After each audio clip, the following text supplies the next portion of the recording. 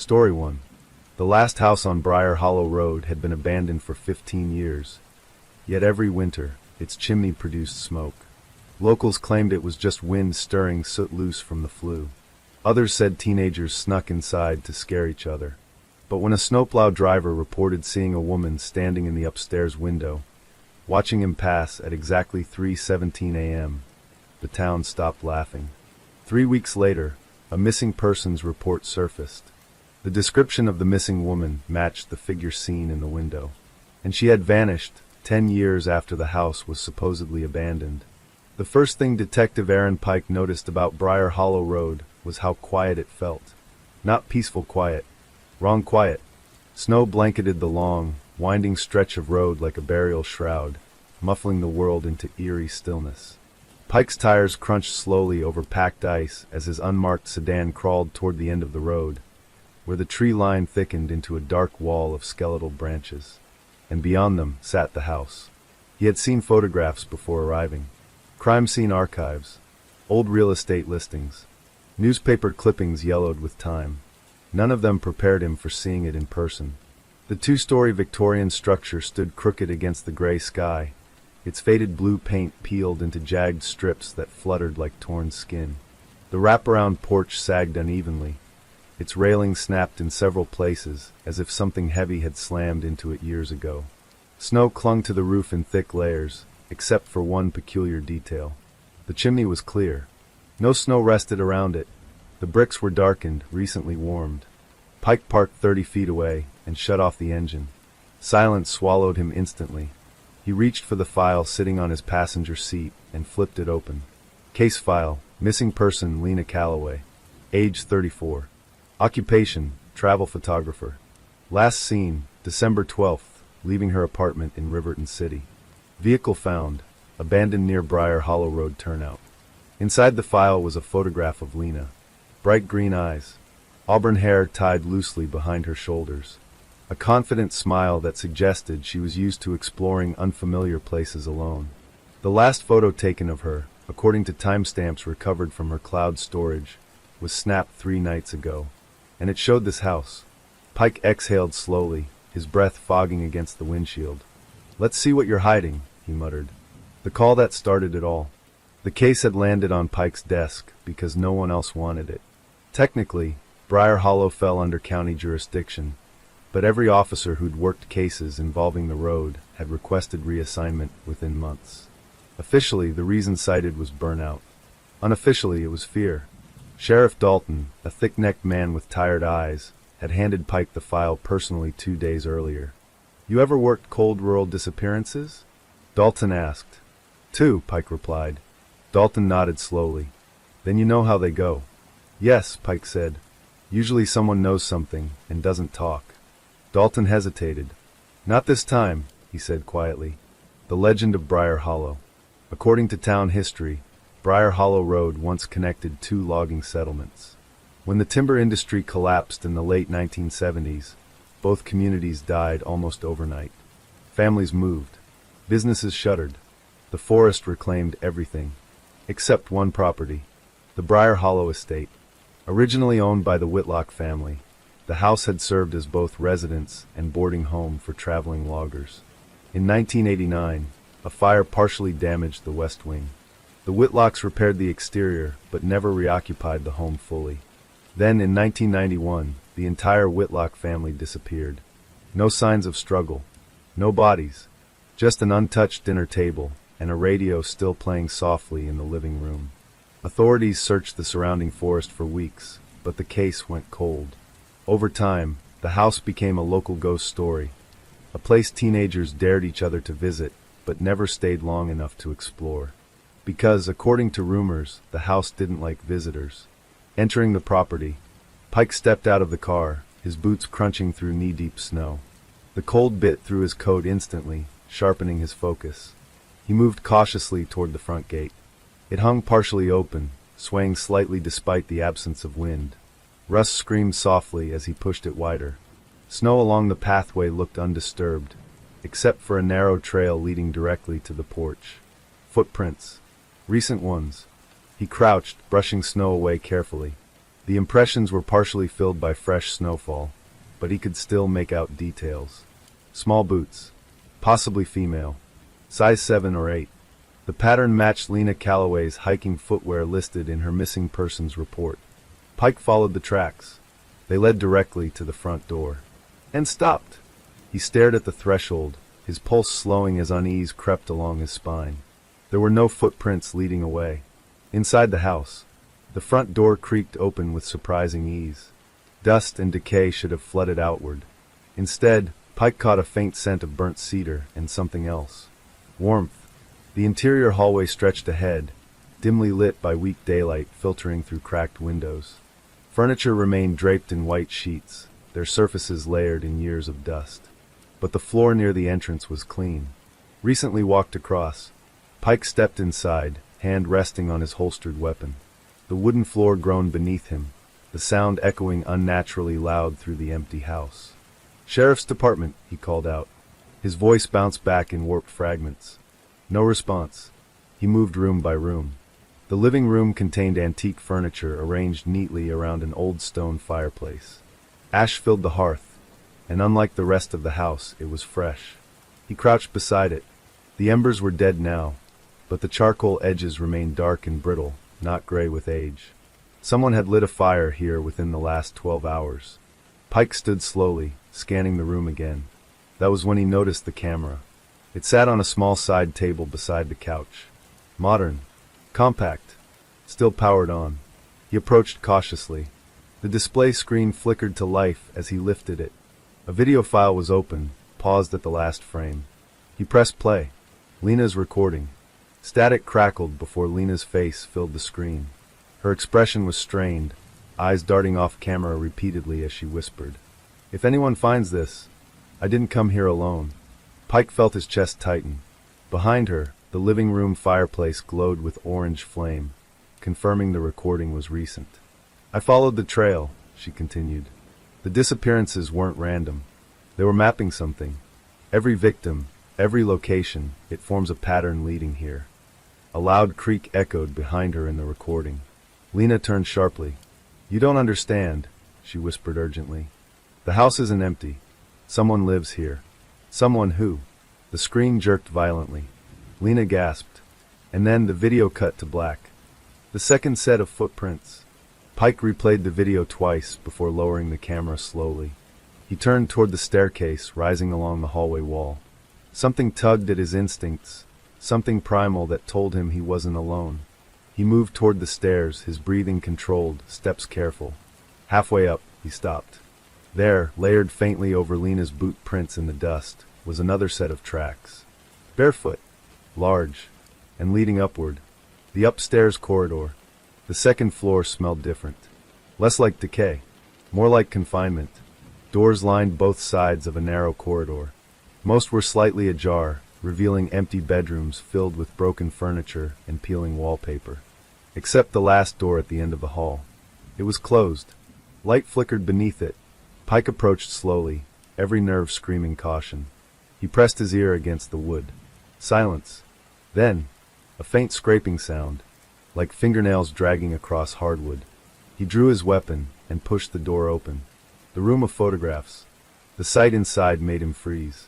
The walls were completely covered in photographs. Dozens. Hundreds. Every image showed people standing in different locations across the surrounding counties. Gas stations. Hiking trails. Motel parking lots. Grocery stores. Every person had one thing in common. They were all missing persons from the last 25 years. Red string connected the photographs in complex patterns across the walls, forming a massive spiral that converged at the center. And pinned at the spiral's heart was Lena Calloway's photograph. Beneath it sat a wooden chair. Rope dangled loosely from its arms, still swaying slightly, as if someone had been tied there recently. The voice behind him. Pike's heartbeat thundered as he stepped closer to the chair, examining the rope fibers. They were freshly frayed. Cut! Suddenly, the floorboard behind him creaked. He spun around, weapon raised. The doorway stood empty, but a voice drifted down the hallway, low and calm. "You weren't supposed to find her recording." Pike stepped into the corridor, adrenaline surging. "Sheriff's Department," he shouted. "Show yourself." Soft footsteps echoed above him. There was another level. An attic. The footsteps moved slowly, deliberately, as if guiding him upward. Pike stared toward the narrow ladder leading to the attic hatch.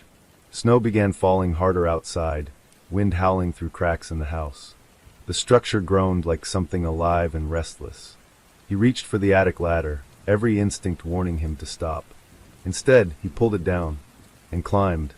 The attic discovery. The attic was warmer than the rest of the house. That was the first thing Pike noticed. The second was the mattress in the center of the room, surrounded by lanterns and stacks of journals.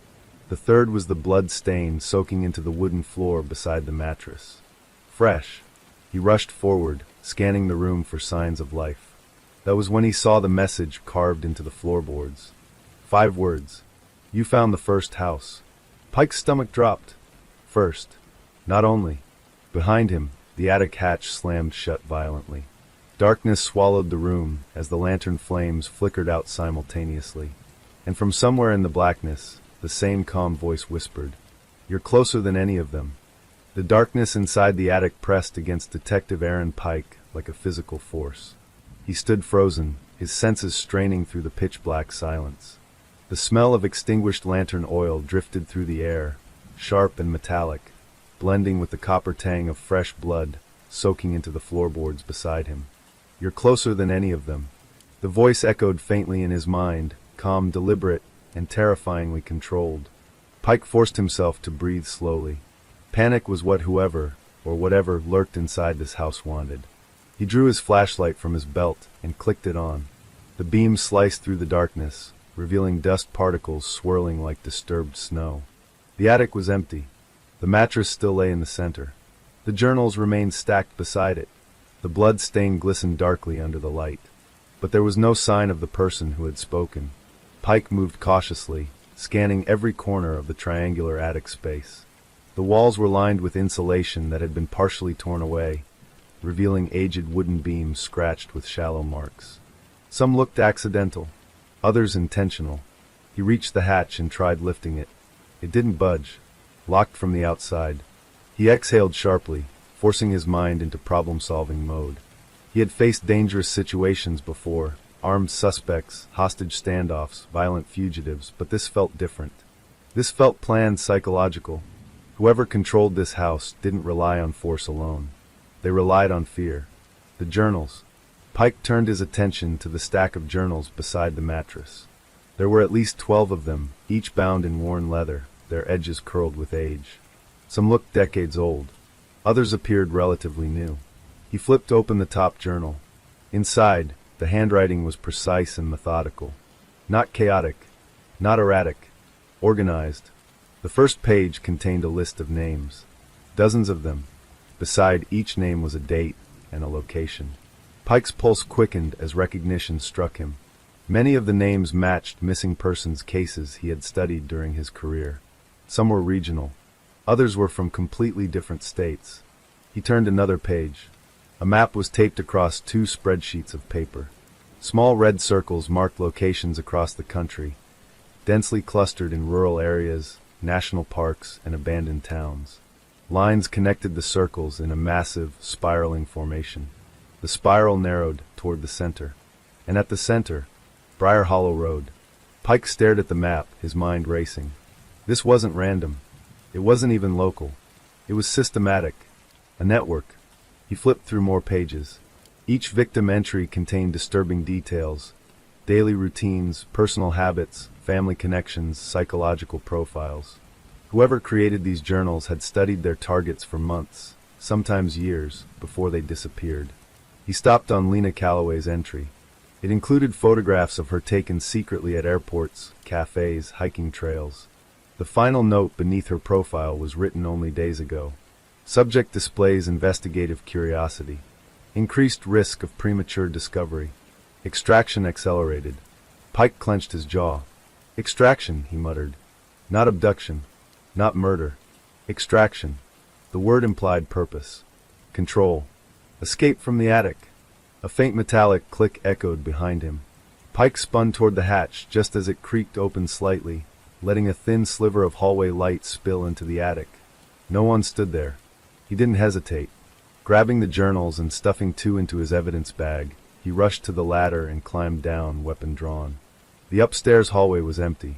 The closed bedroom door at the end of the corridor, the room filled with missing persons' photographs, now stood wide open. Pike moved toward it slowly, scanning the hallway.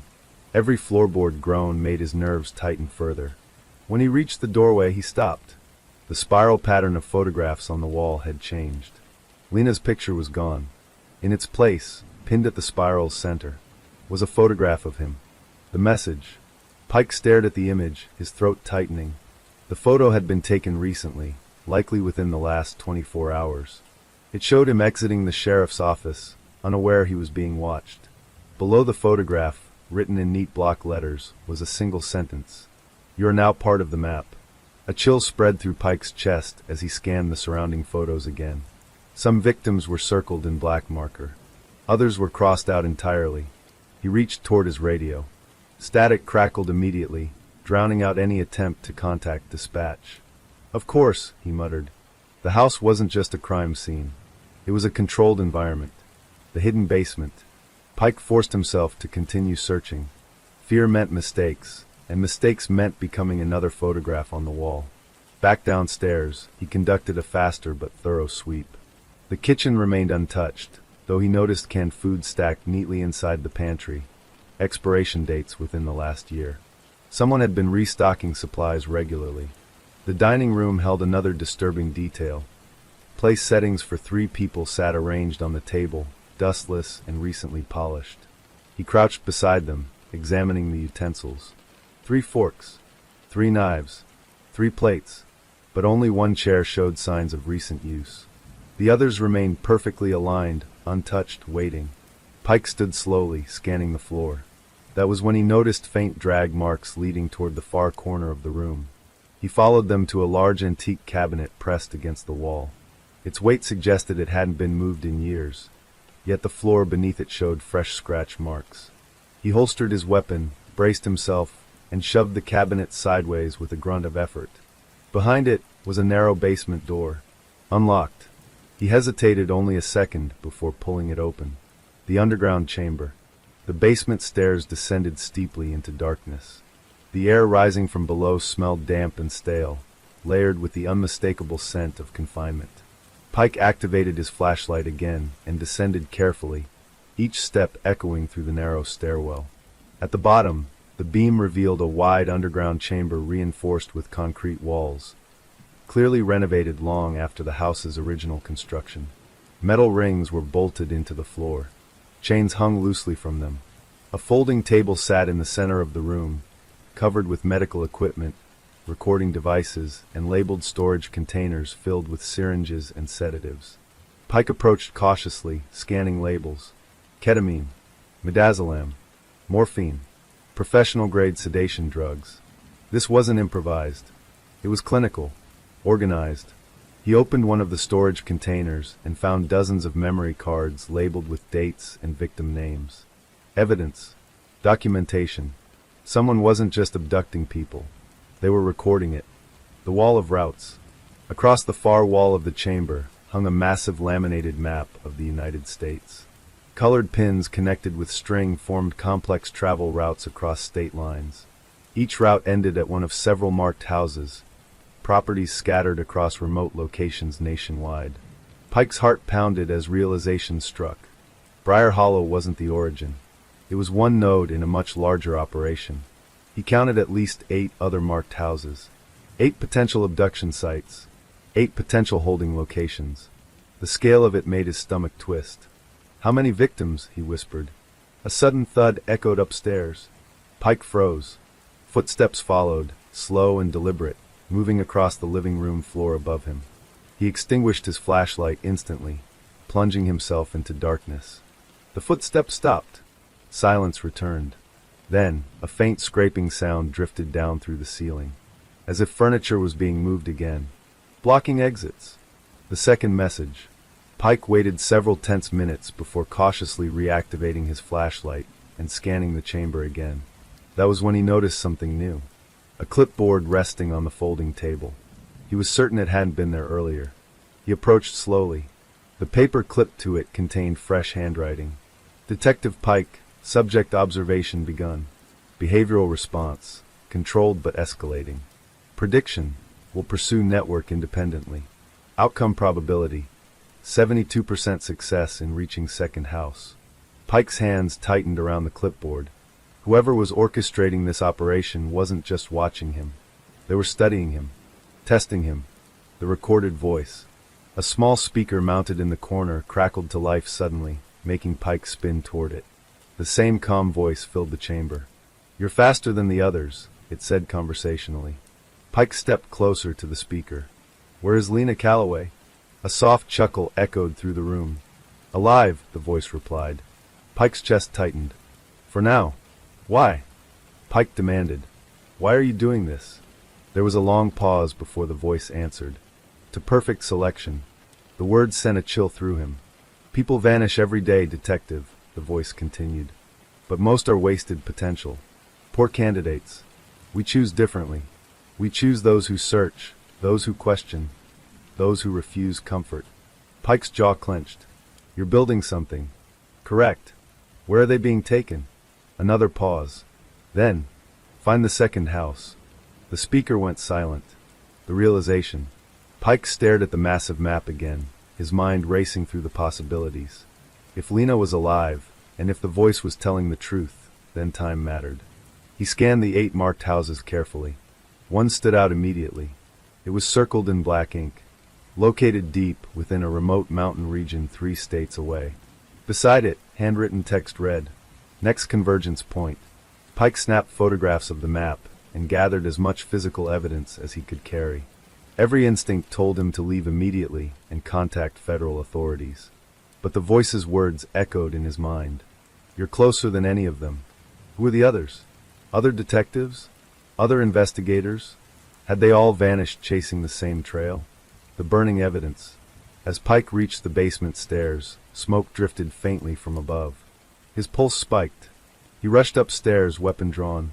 The living room fireplace roared with sudden flame, far stronger than before. The room filled with smoke as stacks of photographs burned rapidly inside the hearth. Evidence. Destroyed. Pike lunged forward, grabbing several partially burned photographs and stuffing them into his coat. Above the fireplace mantel, carved into the wood, was a final message. "The map is never complete." The house groaned as wind howled through its cracked windows. Flames crackled louder, devouring decades of collected victim data within seconds. Pike turned and sprinted toward the front door. He burst outside into the blinding snowstorm, just as part of the roof collapsed inward with a thunderous crash. He stumbled through the snow toward his car, clutching the salvaged evidence and journals. Behind him, Briar Hollow House burned slowly, deliberately, like it had served its purpose. The new destination. Inside his car, Pike slammed the door and started the engine, his hands shaking slightly as he spread the rescued map photographs across the dashboard. 8 houses. 8 possible hells. One circled in black. He stared at the coordinates, then at Lena's photograph clipped inside the journal. "Hold on," he whispered. He shifted the car into drive, tires spinning briefly before gripping the snow-covered road. As he accelerated away from Briar Hollow, he didn't notice the distant figure standing among the trees, watching his headlights disappear. Nor did he hear the quiet whisper carried by the storm. Phase 2 begins. The storm followed Detective Aaron Pike for nearly 3 hours. Snow battered his windshield relentlessly as he drove through the winding mountain highways that cut across state lines. The GPS signal flickered repeatedly, struggling against the thick cloud cover and remote terrain. Eventually, it died entirely, leaving Pike relying on printed satellite maps and fading road signs half buried beneath ice. The circled coordinates from Briar Hollow pulsed in his mind like a countdown timer. Second house. He hadn't contacted federal authorities yet. Part of him knew he should have. The case was far too large for one detective to handle alone. But the journals, the map, the voice, everything suggested this network thrived on time and secrecy. If he alerted the wrong channels, whoever orchestrated it might erase every trace before help arrived. And Lena Calloway was still alive. He gripped the steering wheel tighter as his tires slid briefly across black ice before regaining traction. "Stay alive," he muttered, though he wasn't sure if he was talking to Lena or himself. The town of Crestfall. By sunrise, Pike reached the small mountain town of Crestfall. It barely qualified as a town, more like a scattering of aging buildings nestled between towering pine-covered slopes. A faded welcome sign leaned sideways near the road entrance, its lettering nearly worn away by decades of wind and snow. Crestfall's population sign read, "Population, 412. The number felt smaller when Pike drove through the silent main street. Most storefronts were closed, their windows frosted over. A gas station sat on the corner, its pumps creaking softly in the wind. A diner across the street glowed faintly, smoke drifting lazily from its chimney. He parked outside and stepped inside, the bell above the door jingling faintly. Warm air and the smell of burnt coffee wrapped around him instantly. A handful of locals sat scattered across booths, their conversations quieting as they noticed the unfamiliar face. A middle-aged waitress with tired eyes approached him. "You lost?" she asked. "Looking for directions," Pike replied calmly, flashing his badge quickly but discreetly. Her expression shifted instantly, from curiosity to unease. "What address?" she asked quietly. Pike slid the printed coordinates across the counter. The waitress stared at them for several seconds. Then she whispered, "You don't want to go there. The Hollow Creek property." According to the waitress, the property Pike was searching for was known locally as the Hollow Creek Estate. It sat nearly 15 miles outside town, hidden deep within private logging land long since abandoned. "Place hasn't had legal owners since the early 2000s, she explained. "Every few years someone buys it through shell companies, then disappears." Pike leaned forward slightly. "Disappear how?" "Stop asking about it. Stop visiting town. Stop existing." Her voice carried the quiet certainty of someone who had witnessed too many unanswered questions. "Anyone live there now?" Pike asked. She hesitated. "Lights turn on sometimes," she admitted. "Delivery trucks show up once every few months. No drivers ever come back through town after that." Pike felt a cold weight settle in his chest. "Anyone report it?" She gave him a hollow laugh. "Last sheriff who tried died in a hunting accident," she said. "At least that's what the report said." The drive to Hollow Creek. The road leading toward Hollow Creek barely qualified as drivable. Snow covered most of it, forcing Pike to shift into four-wheel drive as he followed the winding trail deeper into the mountains. The forest thickened gradually, trees pressing closer to the narrow path as if trying to reclaim it entirely. The sky darkened beneath the dense canopy, even though it was still mid-morning. Finally, the road ended. A rusted gate blocked the entrance to a long, sloping driveway. A faded sign hung from the metal bars. "Private property, no trespassing." The lock had been cut recently. Pike stepped out, snow crunching loudly beneath his boots. The air here felt heavier, colder, almost suffocating. He pushed the gate open slowly and drove forward. The second house appears. The Hollow Creek estate was larger than Briar Hollow. Far larger. The mansion stretched across a hillside overlooking a frozen lake, its architecture blending Victorian elegance with industrial expansion. Several sections had clearly been added over decades, newer wings attached to older structures like tumors growing from bone. Unlike Briar Hollow, this house showed visible signs of maintenance. Snow had been shoveled from the front steps. The windows were intact. Curtains hung neatly behind the glass, and faint smoke drifted from two chimneys. Pike parked behind a row of dead hedges and shut off his engine. Silence swallowed him again, broken only by the distant crack of frozen branches shifting in the wind. He studied the property through binoculars. No visible movement, but the curtains on the second floor shifted slightly, like someone had just stepped away from the window. The surveillance system. The moment Pike approached the porch, he noticed them. Tiny black lenses embedded discreetly along the roofline. Cameras. Professional-grade surveillance, likely motion-tracked. He cursed under his breath. They already knew he was here. He drew his weapon and kicked the front door open. Inside Hollow Creek. The interior stunned him. Unlike Briar Hollow's decaying ghostliness, Hollow Creek felt alive, controlled, operational. Electric lights glowed warmly throughout the foyer. Polished hardwood floors reflected chandelier light overhead. The air smelled faintly of antiseptic cleaner. Footsteps echoed faintly somewhere deeper inside the house. Pike moved carefully, sweeping room by room. The dining hall contained long banquet tables set with pristine silverware and porcelain plates. The kitchen beyond it resembled a professional catering facility, stocked with fresh groceries and industrial appliances. This wasn't just a holding location. It was preparation, training, or something worse. The locked wing. At the far end of the main corridor, Pike found a reinforced steel door requiring keypad access. Scratches covered its surface, suggesting forced attempts from inside rather than out. He scanned the nearby walls until he found a maintenance panel partially ajar. Inside, exposed wiring allowed him to bypass the keypad with careful precision. The lock clicked open. Pike pulled the door slowly and stepped into the most horrifying room he had seen in his career. The observation hall. Rows of glass-walled chambers stretched across the massive room, each containing a small furnished living space. Beds, desks, bookshelves, and surveillance cameras mounted in every corner. Inside several chambers, people moved. Alive. Pike's breath caught as he rushed forward, scanning faces through the glass. Men, women, different ages, different ethnicities, all dressed in identical gray clothing. Most stared blankly ahead, as if drugged or psychologically broken. Others sat reading or writing calmly, showing no reaction to Pike's presence at all. A woman near the far end suddenly ran toward the glass, slamming her hands against it frantically. "Help US!" she screamed, her voice muffled through the soundproof barrier. Pike rushed toward her chamber. "Where is Lena Calloway?" he shouted. The woman shook her head wildly. "They move us. They test us. They—" Her voice cut off abruptly as white gas began filling her chamber from ceiling vents. "No!" Pike shouted, pounding against the glass helplessly as she collapsed unconscious within seconds. Gas began releasing in other chambers too. Within moments, every captive inside the hall dropped to the floor in silent, synchronized collapse.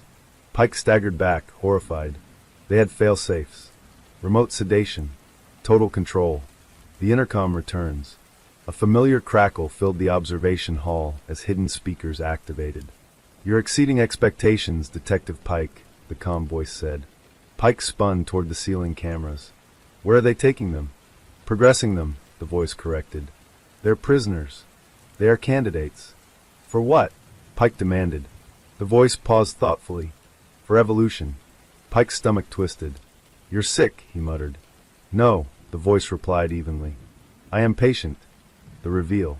Suddenly, one of the chamber doors slid open behind Pike with a mechanical hiss. He turned, weapon raised. A man stepped out slowly, hands raised in surrender. He wore the same gray clothing as the captives, but his eyes were clear, alert, calculating. "I'm not one of them," the man said urgently. "Then who are you?" Pike demanded. "My name is Dr. Elias Rowe," he said, "and I helped design this place." Pike's grip tightened on his weapon. "Start talking." Rowe swallowed hard. "There isn't just one mastermind," he whispered. "There's a council, a network of psychologists, neurologists, and behavioral scientists. They believe society is collapsing under weak leadership and emotional instability." Pike stared at him. "They're abducting people they believe show exceptional resistance to fear, isolation, and psychological pressure," Rowe continued. "They're building a controlled population, leaders for what they call the next civilization." Pike felt the room tilt slightly beneath him. "Where is Lena?" he asked again. Rowe hesitated. "She passed phase 1, he said quietly. "That means she's being transferred to the primary facility." Pike's pulse thundered. "Where?" Rowe shook his head slowly. "I don't know the exact location," he admitted, "but I know who runs it." "Who?" Rowe looked toward the ceiling cameras, then whispered. "They call him the architect." The ambush. Before Pike could respond, alarms blared suddenly throughout the mansion. Red emergency lights flooded the hall, painting the unconscious captives in blood-colored glow. Rowe's eyes widened. "They know I'm talking to you," he said. Heavy mechanical locks slammed across the observation chamber doors. Steel shutters began descending over the windows. Pike grabbed Rowe's arm. "Is there another exit?" "Yes," Rowe said, pulling free and sprinting toward a maintenance corridor hidden behind one of the glass chambers. They ran through narrow service tunnels as alarms echoed around them. Footsteps thundered somewhere behind them, multiple pursuers closing in fast.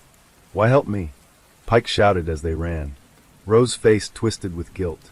Because I helped create this nightmare, he said. And I can't watch it grow anymore. The escape. The service tunnel led to a hidden garage carved into the hillside beneath the mansion. Several black transport vans sat parked inside, their engines already warming. Ro tossed Pike a key fob. Take one, he said. It's GPS linked to the primary facility route. Gunshots echoed down the tunnel behind them. Pike didn't hesitate. He jumped into the nearest van as Ro climbed into the passenger seat. The garage door burst open as they sped out into the snow-covered wilderness.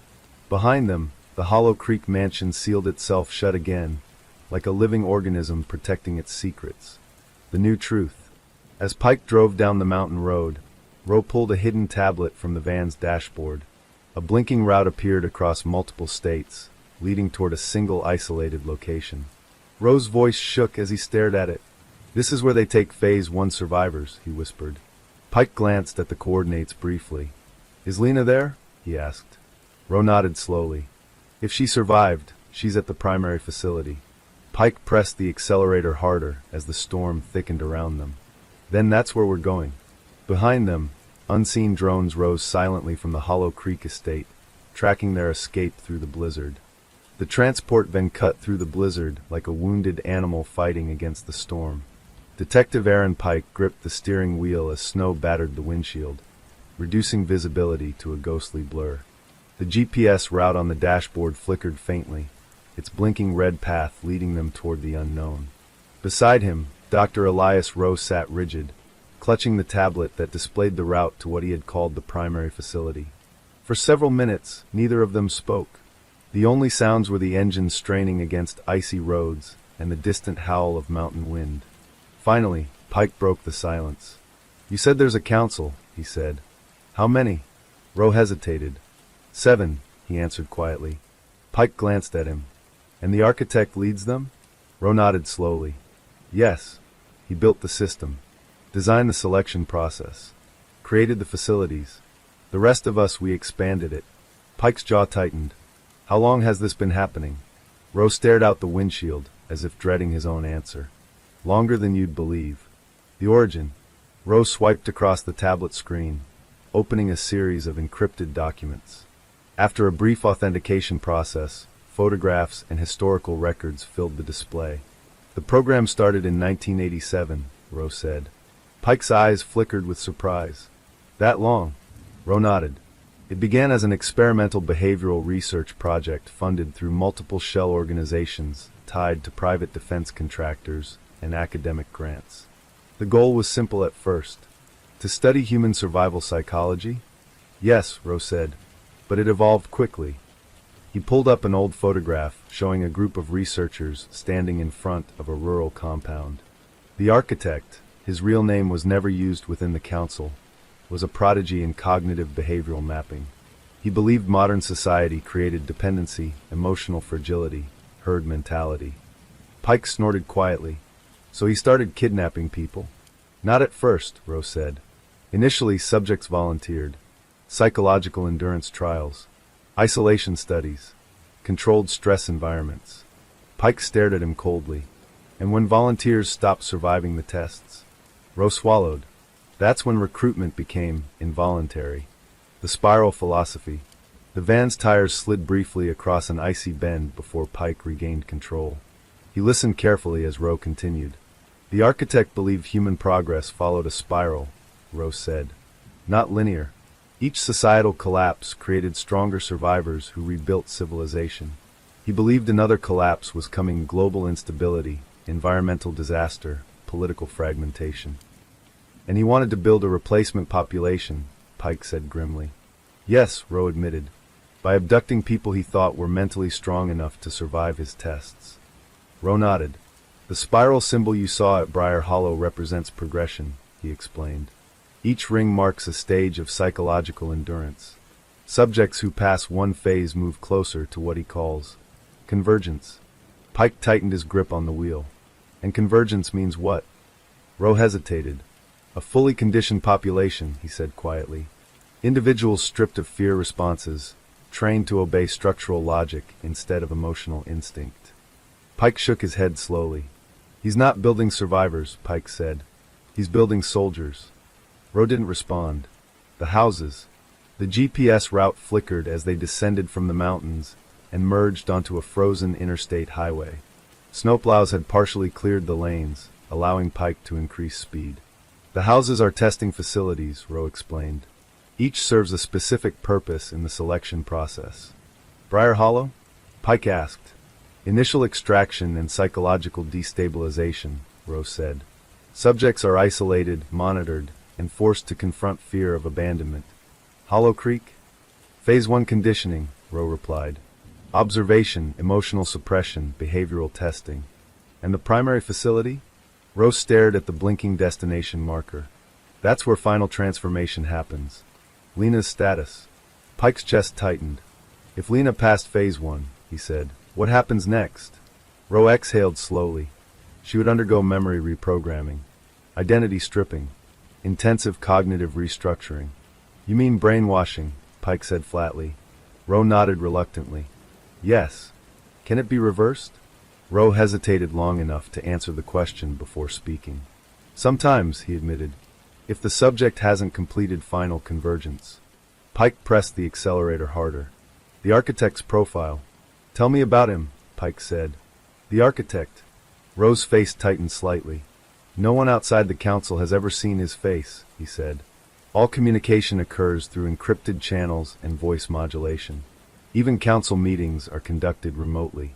You're telling me you worked for someone you never met? Pike asked. Ro nodded.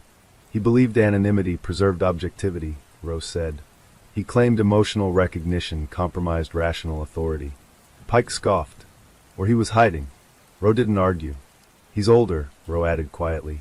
Records suggest he began his research in the early 1980s. That would place him in his late 60s or early 70s now. And still running this network. Yes. The selection algorithm. Ro opened another file on the tablet, displaying lines of complex data charts. The architect built an algorithm to identify candidates, Ro explained. It scans social media behavior, travel patterns, psychological indicators, academic records, even consumer choices. Pike frowned. You're profiling millions of people. Yes, Ro said, and choosing targets based on resilience indicators. Curiosity, independence, trauma survival, leadership traits, Ro confirmed. Pike's stomach turned. You're not selecting victims randomly, he said. You're harvesting potential leaders from society. Ro nodded silently. The other investigators. Pike remembered the message in Briar Hollow's attic. You're closer than any of them. How many investigators have chased this network? Pike asked. Ro hesitated. 17 that I know of, he said quietly. And? None survived past Phase 2. A heavy silence filled the van. The unexpected data. Ro suddenly leaned forward, scanning the tablet rapidly. That's strange, he muttered. What? Pike asked. The route is updating, Ro said. The primary facility is relocating. Pike frowned. Relocating? It shouldn't be possible, Ro said. The primary facility is massive. Underground. Designed to be permanent. The blinking GPS marker shifted several hundred miles eastward. They're moving subjects, Ro whispered. Because they know I'm coming, Pike said. Ro looked at him. Yes. The warning broadcast. The van's dashboard screen suddenly flickered to life, interrupting the GPS display. Static filled the speakers before the calm, familiar voice echoed through the cabin. Detective Pike, the architect said smoothly. Your persistence continues to exceed projections. Pike gritted his teeth. Release Lena. You misunderstand your position, the voice replied calmly. You are not negotiating. You are participating. Ro's hands trembled slightly beside him. You've already proven exceptional resilience, the architect continued. You adapt quickly. You resist panic. You pursue logic over fear. I'm coming to shut you down, Pike said coldly. A soft chuckle echoed through the speakers. You are coming to be evaluated, the architect corrected.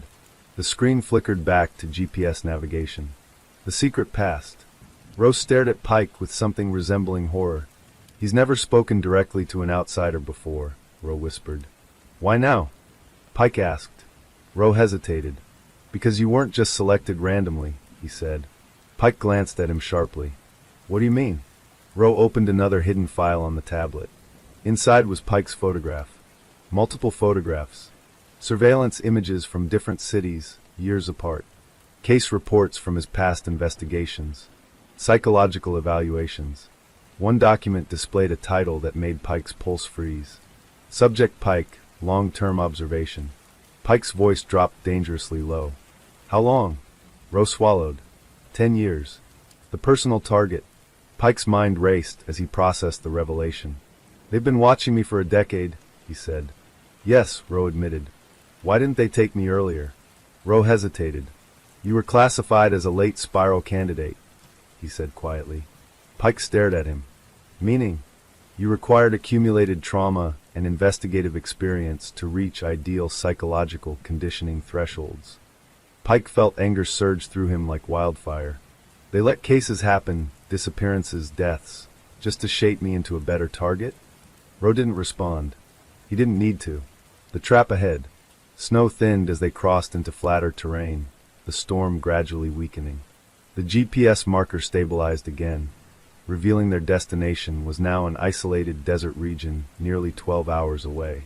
Roe stared at it grimly. They're preparing for final convergence, he said. Pike nodded slowly. Then we stop them before they get there. Roe looked uncertain.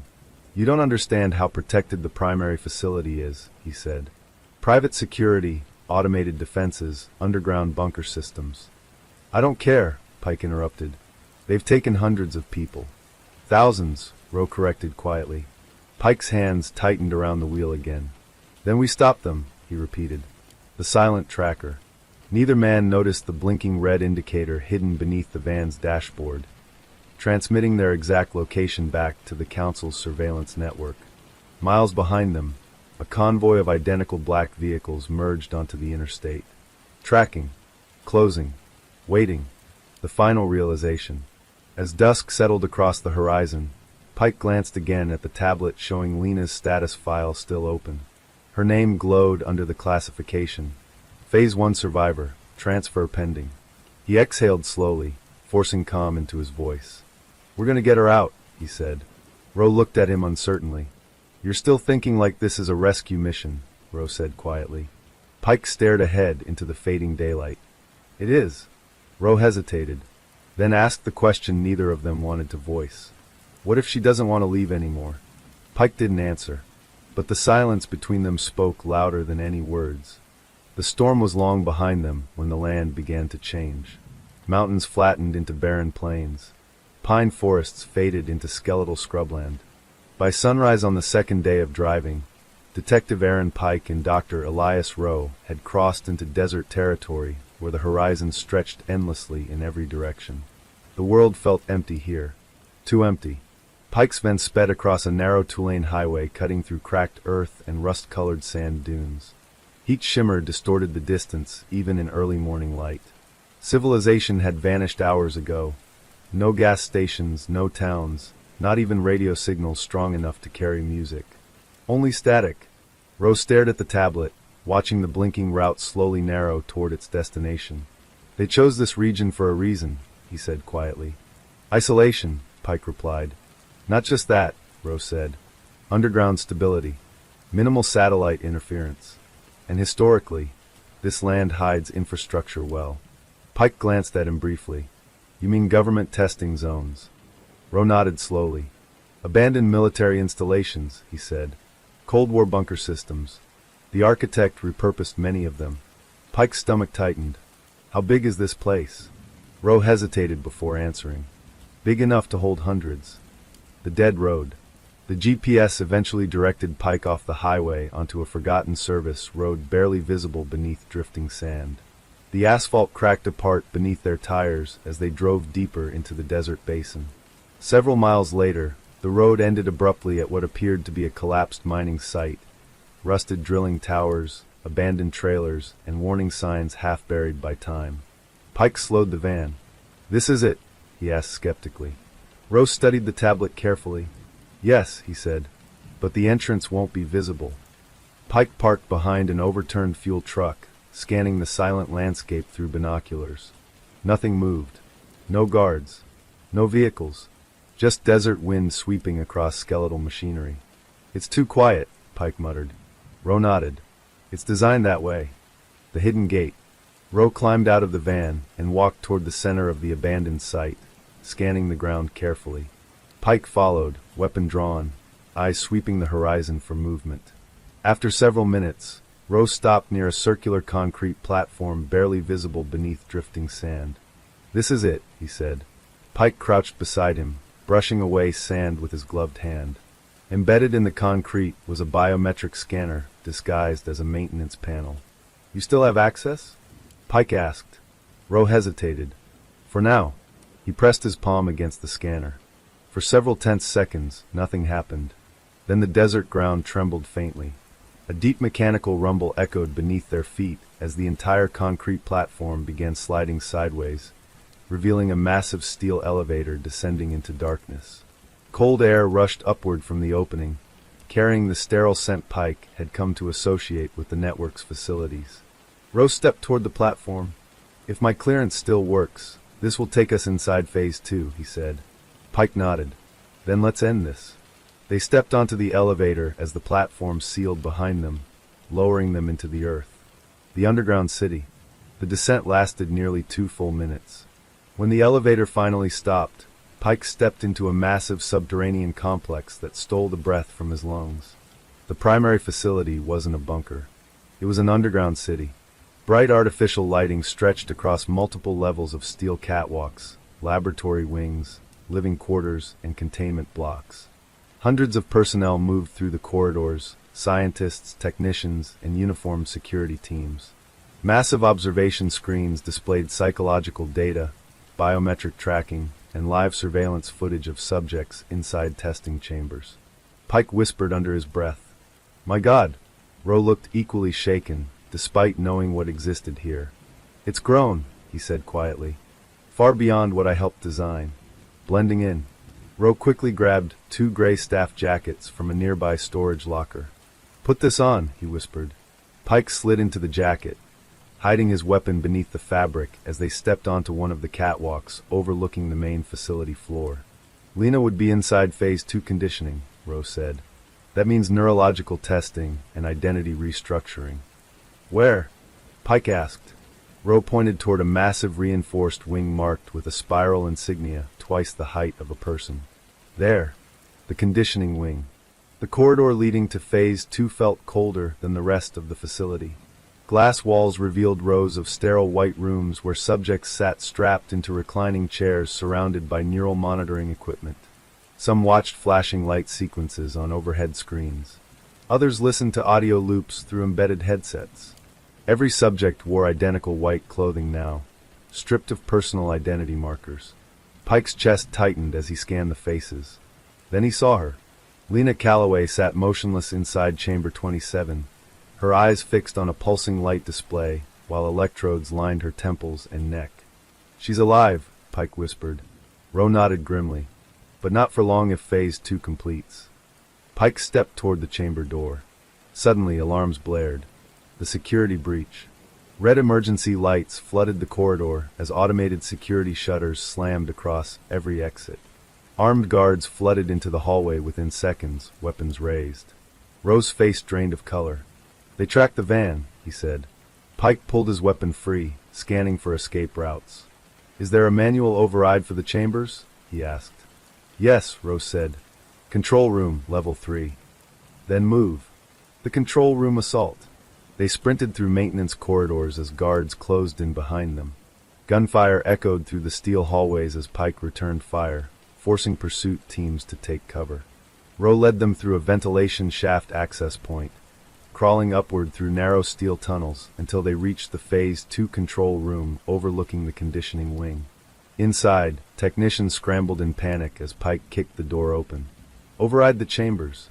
Pike shouted, weapon raised. One technician lunged for a silent alarm button.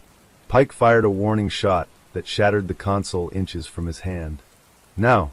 Pike barked. Ro rushed to the central control panel, bypassing security protocols with shaking hands. Chamber sedation cycle shutting down, he said. Releasing subjects. Below them, the chamber doors slid open as neural systems powered down. Lena collapsed forward in her chair as technicians rushed toward her chamber. Go, Rose said. I'll hold this system open as long as I can. Pike nodded and sprinted back toward the conditioning wing. Lena awakens. Pike burst into chamber 27 just as Lena's eyes fluttered open. She stared at him blankly, confusion clouding her expression. Lena, he said gently. You're safe. I'm getting you out. Her gaze struggled to focus. You, she whispered faintly. Recognition flickered, then faded. They told me, she murmured weakly. Fear is illusion. Pike swallowed hard. Maybe, he said quietly. But hope isn't. He lifted her from the chair and helped her stand, supporting her weight as alarms intensified around them. The architect speaks. The facility lights dimmed suddenly as the architect's voice echoed across every speaker. Phase 2 disruption detected, he announced calmly. Personnel froze across the facility floor. Subject Pike, the architect continued. You continue to demonstrate exceptional adaptability. Pike ignored the voice as he helped Lena toward the exit corridor. You cannot dismantle convergence, the architect said. Evolution is inevitable. Pike stopped briefly, glaring toward the ceiling. Kidnapping isn't evolution, he said coldly. It's cowardice. The voice paused, almost thoughtfully. Then prove your philosophy superior, the architect replied. Emergency blast doors began sealing sections of the facility behind them. The mass evacuation. Rowe rejoined them near the elevator shaft, breathless. I triggered partial evacuation protocols, he said. Subjects are being transferred deeper underground. How many? Pike asked. Rowe's face twisted. Hundreds, maybe more. Pike clenched his jaw. We can't stop all of it today, Rowe said quietly. But we can expose it. Pike nodded reluctantly. They stepped onto the elevator platform as armed guards flooded the lower corridors. Bullets sparked against steel railings as the elevator rose toward the desert surface. The surface escape. The elevator burst open into the abandoned mining site as Pike carried Lena toward the van. Rowe jumped into the driver's seat, starting the engine as security vehicles emerged from hidden desert hangars in the distance. Go! Pike shouted. The van tore across the desert floor as dust plumes erupted behind them. Security vehicles gave chase, closing fast across the open terrain. Rowe swerved violently around collapsed drilling towers as Pike fired from the passenger window, disabling one pursuing vehicle. The remaining convoy slowed, then stopped entirely. Pike frowned. They're letting us go, he said. Rowe nodded grimly. They don't care about losing one subject, he said. They care about studying your next move. The new war. Lena stirred weakly in the back seat as Pike glanced toward her. You're safe now, he said softly. Her eyes opened slightly, unfocused but aware. They're still inside, she whispered. Pike nodded. Yes, he said quietly. He stared back toward the distant desert where the primary facility lay hidden beneath sand and steel. But not forever. The silent transmission.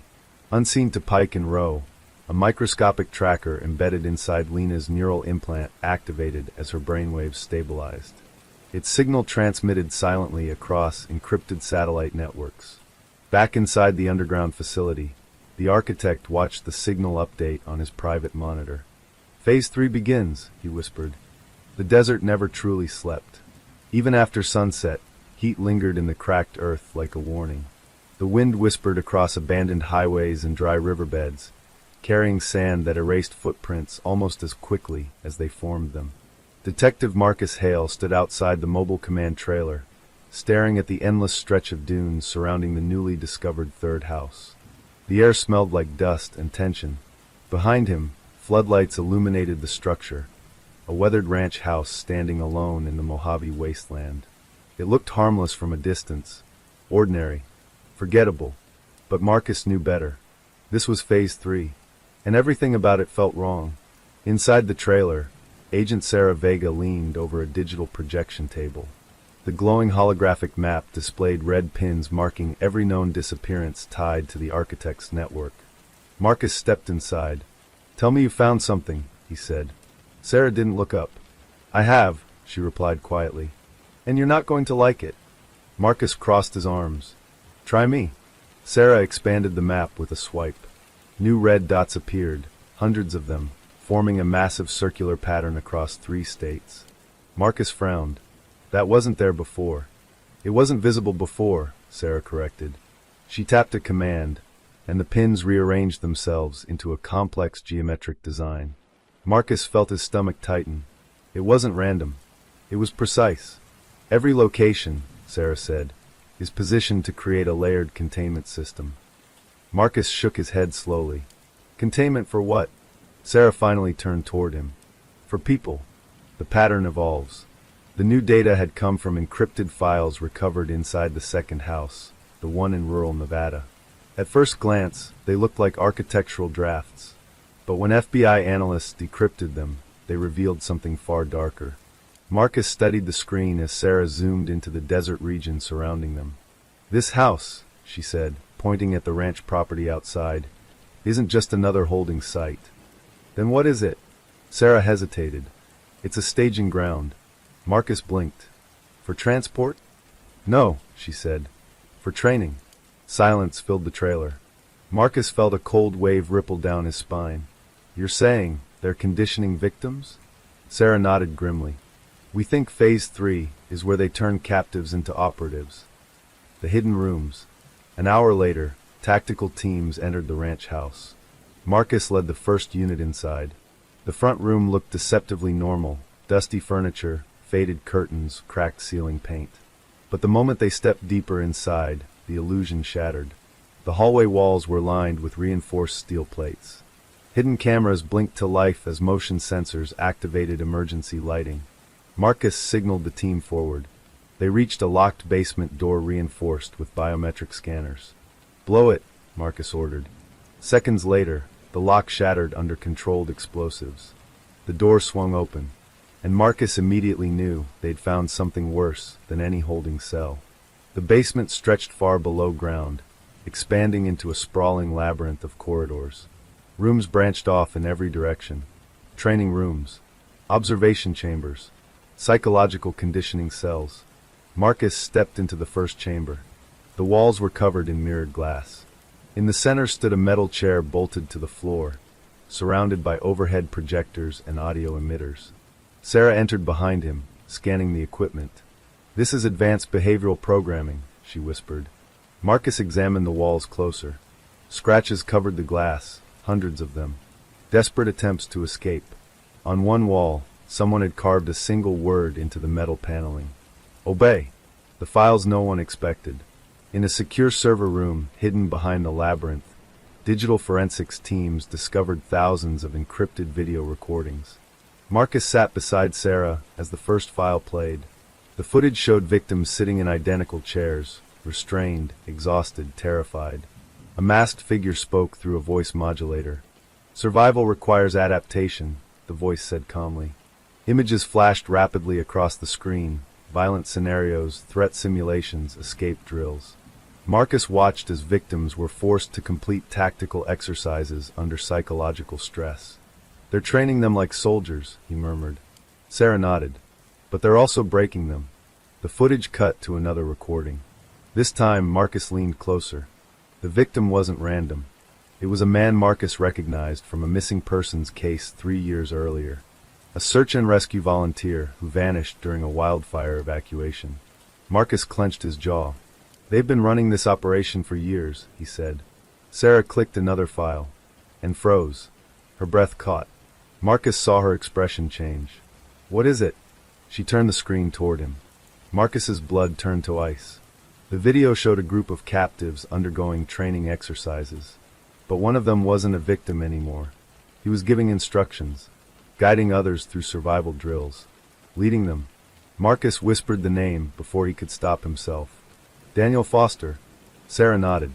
He disappeared in Phase 1. Marcus stared at the screen, stunned. He's not missing, he said quietly.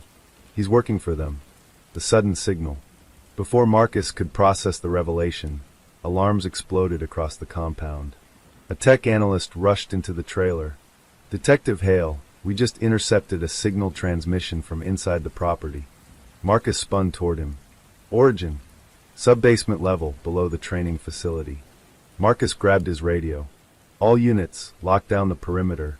We're going underground. The sub-basement discovery. The hidden elevator leading below the labyrinth required retina access. But forensic teams bypassed the system within minutes. The elevator descended slowly into darkness. Marcus, Sarah, and 2 tactical officers waited in silence as the floor indicator dropped deeper than expected. Level B1, B2, B3. The doors finally opened. Cold air rushed inside. The underground level was enormous, a command center disguised beneath layers of psychological facilities. Rows of computer terminals blinked in the darkness. Large digital maps covered the far wall, and at the center of the room stood a massive operations table. Marcus stepped forward carefully. "Clear the area," he whispered. The tactical officers moved cautiously between rows of equipment. Sarah approached the main terminal and activated it. A live surveillance grid appeared. Marcus's chest tightened. It showed real-time footage from dozens of hidden locations across multiple states. Warehouses, safe houses, transit routes, supply hubs. It wasn't just a trafficking operation. It was an organized logistical empire, and it was still active. The trap springs. Suddenly, every screen in the command center flickered. The surveillance feeds vanished. A single symbol replaced them. The spiral.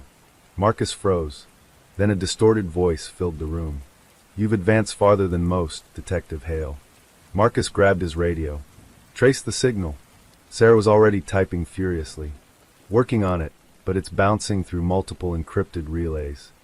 The voice continued. "Phase 3 exists to prepare assets. You were never meant to reach this level." Marcus stepped closer to the central console. "Then why leave it operational?" he demanded. A brief pause. "Because every hunt requires prey and predators." Marcus's pulse quickened. The spiral symbol began rotating slowly. Sarah's hands froze above the keyboard. "Marcus," she whispered. He turned toward her. "We've lost communication with every tactical team outside." Marcus felt dread settle in his chest. "What do you mean lost?" "They're not responding," she said. "Every signal just went dead. The desert moves." Outside the ranch house, FBI perimeter units stood watch across the barren desert. Night had fallen completely. Floodlights illuminated the compound in harsh white beams. Then, without warning, the lights shut off. Darkness swallowed the property. Agents reached for radios. Nothing but static answered them. Then movement appeared along the horizon. Shadowed figures emerged from the dunes, dozens of them, advancing silently toward the compound. Inside the command center, Marcus stared at Sarah. "They were expecting us," he said. "No," she replied slowly. "They're surrounding us." The realization.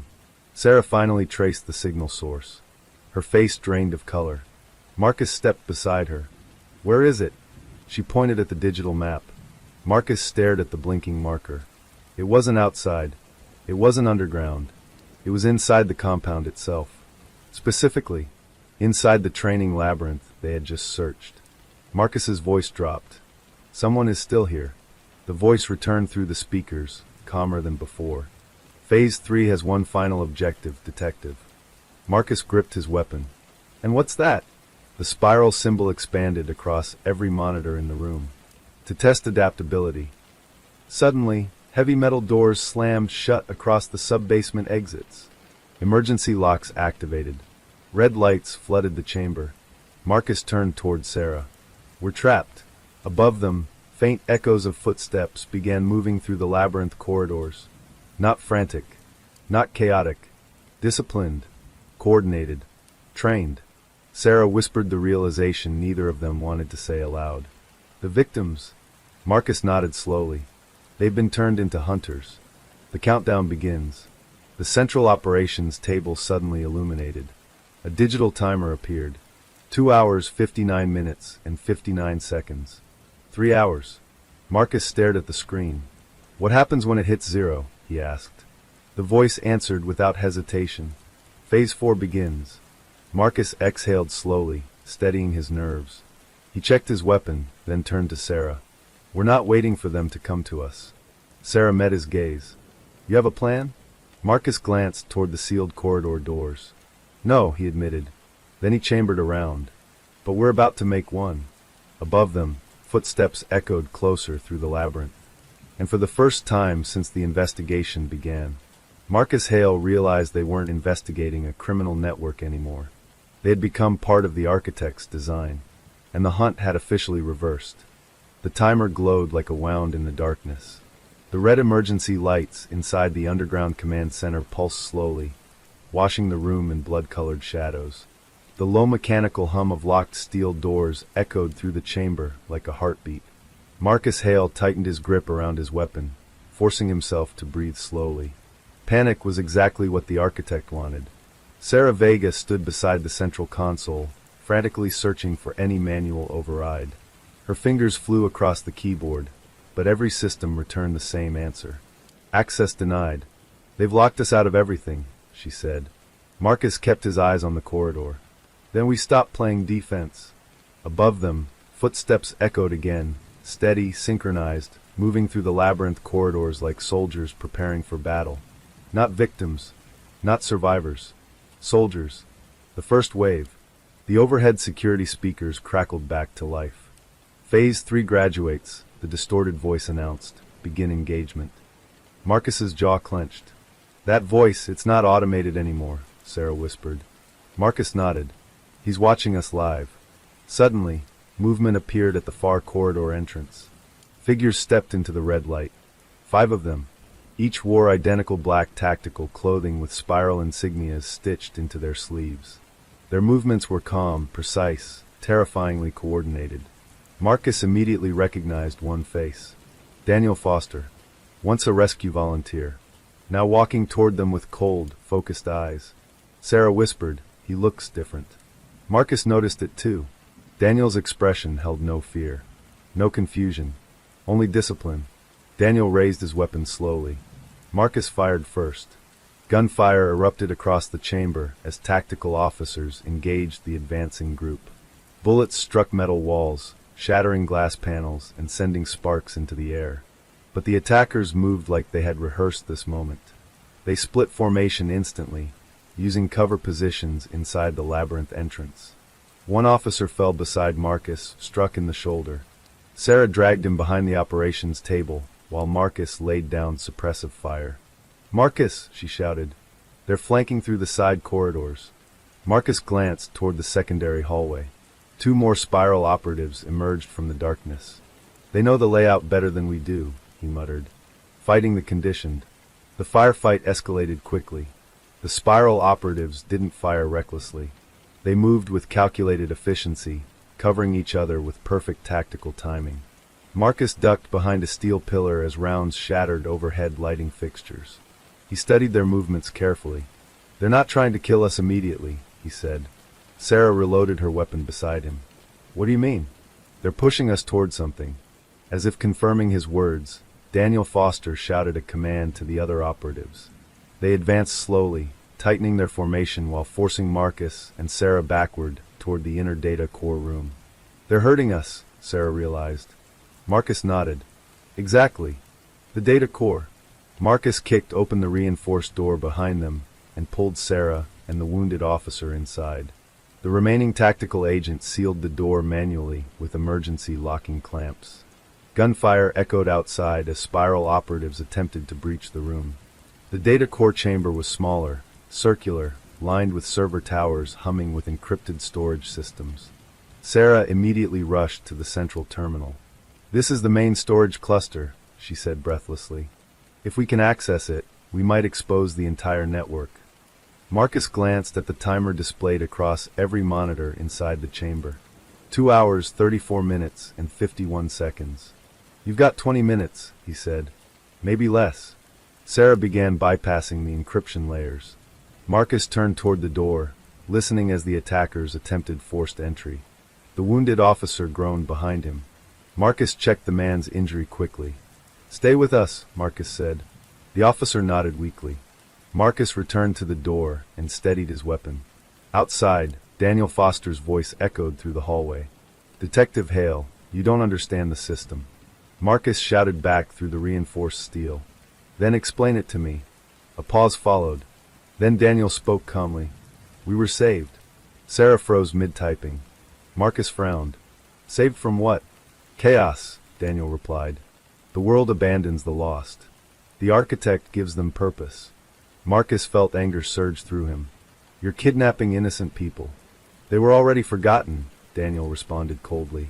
"Now they serve something greater." Marcus slammed his fist against the door. "You're brainwashed." "No," Daniel said quietly. "We're evolved." Sarah's discovery. Inside the data core, Sarah's screen suddenly flickered as she broke through a major encryption layer. "Marcus, I'm in." Marcus turned toward her. "What did you find?" Sarah's face paled. "Financial routing systems, recruitment databases, training logs." She hesitated. "And something else."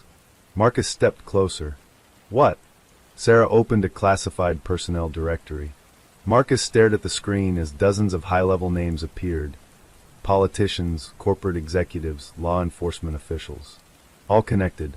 All secretly funding or protecting the architect's network. "This isn't just trafficking," Sarah whispered. "This is systemic infiltration." Marcus clenched his jaw. They built an army and hid it inside society. Sarah nodded. "And Marcus?" She zoomed into the founder profile at the top of the directory. The file name read, "Architect, Primary Administrator." Marcus leaned closer as Sarah decrypted the final identity lock. The photograph loaded slowly. Marcus's entire body went rigid. "No," he whispered. Sarah stared at the screen in disbelief. "Marcus, do you know him?" Marcus nodded slowly, his voice barely audible. "Yeah." His hands trembled slightly. "He trained me." The past returns. The photograph displayed a man in his early 60s. Gray hair, calm eyes, military posture. Colonel Richard Vale, Ret. Marcus stepped backward, memories crashing into his mind. Vale had been his mentor during federal tactical training 15 years earlier. A decorated intelligence strategist. Officially deceased after a classified overseas operation. Marcus shook his head in disbelief. "He taught counterinsurgency strategy," Marcus said. "He specialized in psychological warfare and behavioral adaptation." Sarah stared at him. "You're saying the architect is your former mentor?" Marcus swallowed hard. "Yes." The breach. Before Sarah could respond, explosions rocked the data core entrance. The spiral operatives had breached the outer corridor defenses. Marcus snapped back into focus. "Copy everything," he ordered Sarah. "We exposed this entire operation." Sarah began transferring files onto encrypted drives. Outside, cutting torches burned through the reinforced door hinges. Marcus turned to the wounded officer. "Can you still shoot?" The officer nodded weakly. "Good, because they're coming through that door. The spiral war begins." The door finally burst open under explosive charges. Smoke and sparks filled the chamber as spiral operatives stormed inside. Marcus fired immediately, striking 2 attackers before diving behind server towers. Sarah grabbed a secondary weapon while continuing the data transfer. Gunfire thundered through the circular room, echoing off metal walls and shattered monitors. Daniel Foster entered last. He raised his weapon but hesitated as he saw Marcus directly across the chamber. "Marcus," Daniel said. Marcus lowered his aim slightly. "You don't have to do this," Marcus said.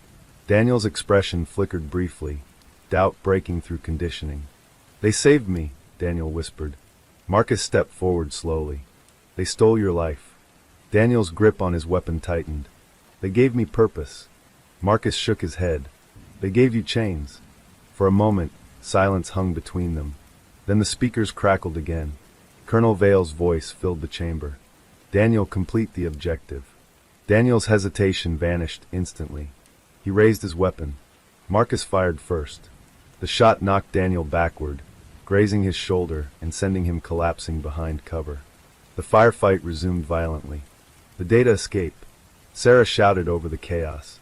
"Marcus, I've got 90% of the files."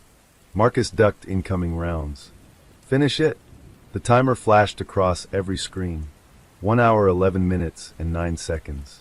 Suddenly, the entire facility shook violently. Emergency seismic alarms activated. Sarah stared at her monitor in horror. "Marcus, they're initiating structural collapse protocols." Marcus turned sharply. "They're destroying the entire facility." "To erase the evidence," Sarah said. "The narrow escape." Sarah ripped the encrypted drives from the console. "We have to move. Now."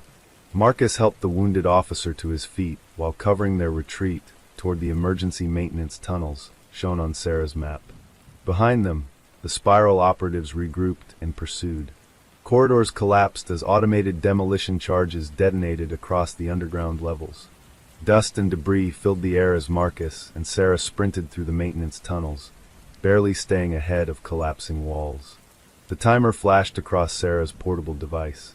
32 minutes and 18 seconds. Marcus glanced back at the collapsing labyrinth. Vale's not just destroying evidence, he said. He's relocating the operation. Sarah nodded grimly. Phase 4. The escape to the surface. They burst through an emergency hatch leading outside the ranch house compound, just as the underground levels collapsed inward with a thunderous roar. The desert night swallowed them as the building began sinking into itself. Behind them, spiral operatives emerged from secondary exits, retreating into the darkness of the dunes. Marcus watched them disappear across the desert horizon. They're regrouping, he said. Sarah held up the encrypted drives tightly. And now we know who's leading them. Marcus stared into the desert winds. Colonel Richard Vale, the architect, and the man who once taught him everything he knew about strategy. Marcus's voice hardened. This war just became personal. The final warning. Sarah's satellite device suddenly beeped. A final encrypted message flashed across the screen. She opened it slowly. Marcus read over her shoulder. Phase 4 initiated. Primary target, Detective Marcus Hale.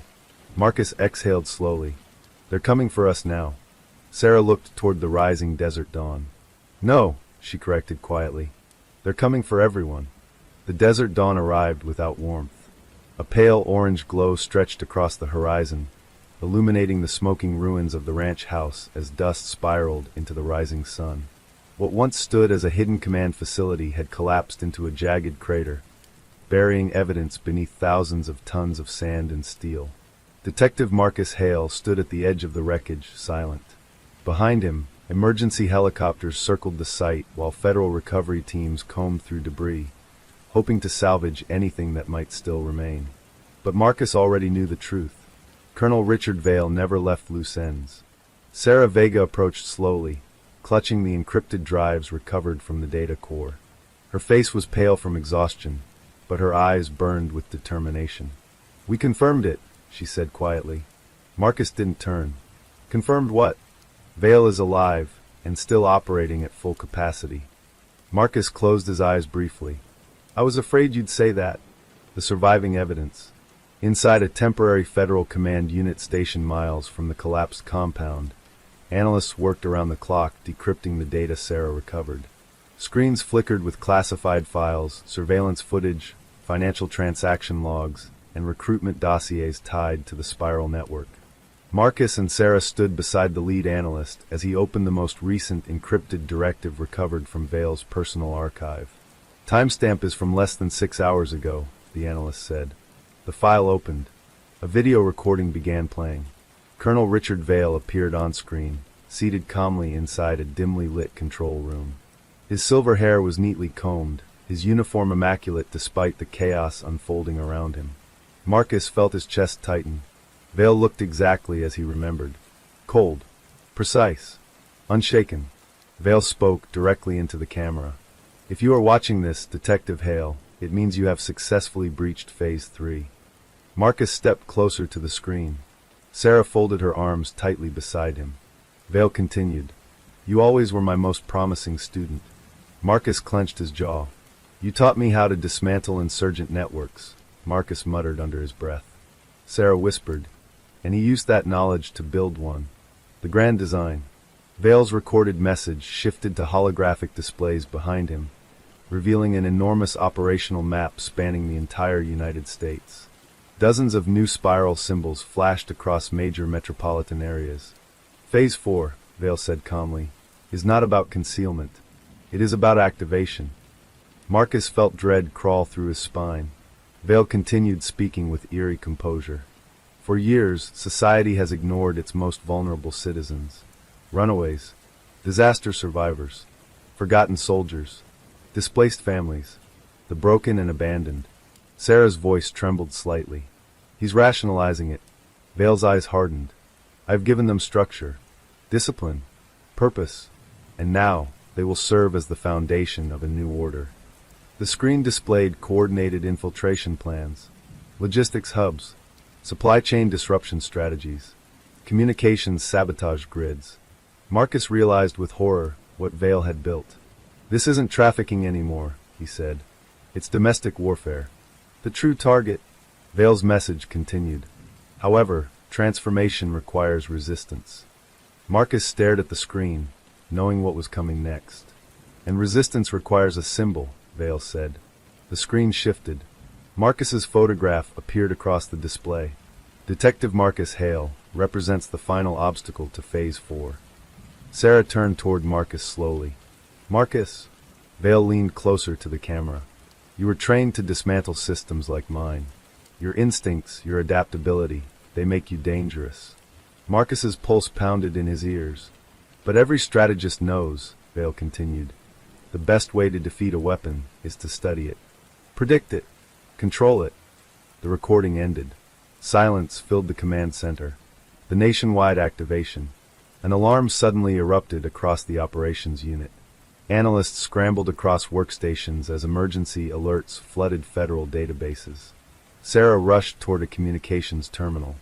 Marcus, spiral operatives are surfacing across multiple cities simultaneously. Marcus turned sharply. How many locations? Sarah stared at the screen, stunned. 37 confirmed incidents, and climbing. Marcus ran a hand through his hair. What kind of incidents? Sabotage operations, infrastructure disruptions, coordinated kidnappings, cyber attacks targeting emergency response networks. Marcus exhaled sharply. He's creating chaos. Sarah nodded, and forcing federal resources to spread thin. The personal strike. Before Marcus could respond, his secure phone vibrated. He glanced at the caller ID. Unknown encrypted number. Marcus answered cautiously. Marcus Hale. Silence greeted him. Then a familiar voice spoke calmly. Hello, Marcus. Marcus froze. Vale. Sarah looked at him immediately. Vale's voice remained composed, almost conversational. I must admit, you exceeded my expectations. Marcus stepped outside the command unit, gripping the phone tightly. You built an army out of kidnapped civilians, Marcus said coldly. That's not strategy. That's evil. Vale chuckled softly. History rarely remembers morality, Marcus. Only victory. Marcus stared across the empty desert highway. You're going to lose. Perhaps, Vale replied. But not today. Marcus's stomach tightened. What do you want? Vale paused. I want you to understand something before this ends. Marcus said nothing. You were never meant to stop Phase 4, Vale continued. You were meant to trigger it. Marcus's heart skipped. What are you talking about? Vale's voice softened slightly. Every move you made forced my network to accelerate. You exposed weak cells, eliminated unreliable assets, strengthened operational efficiency.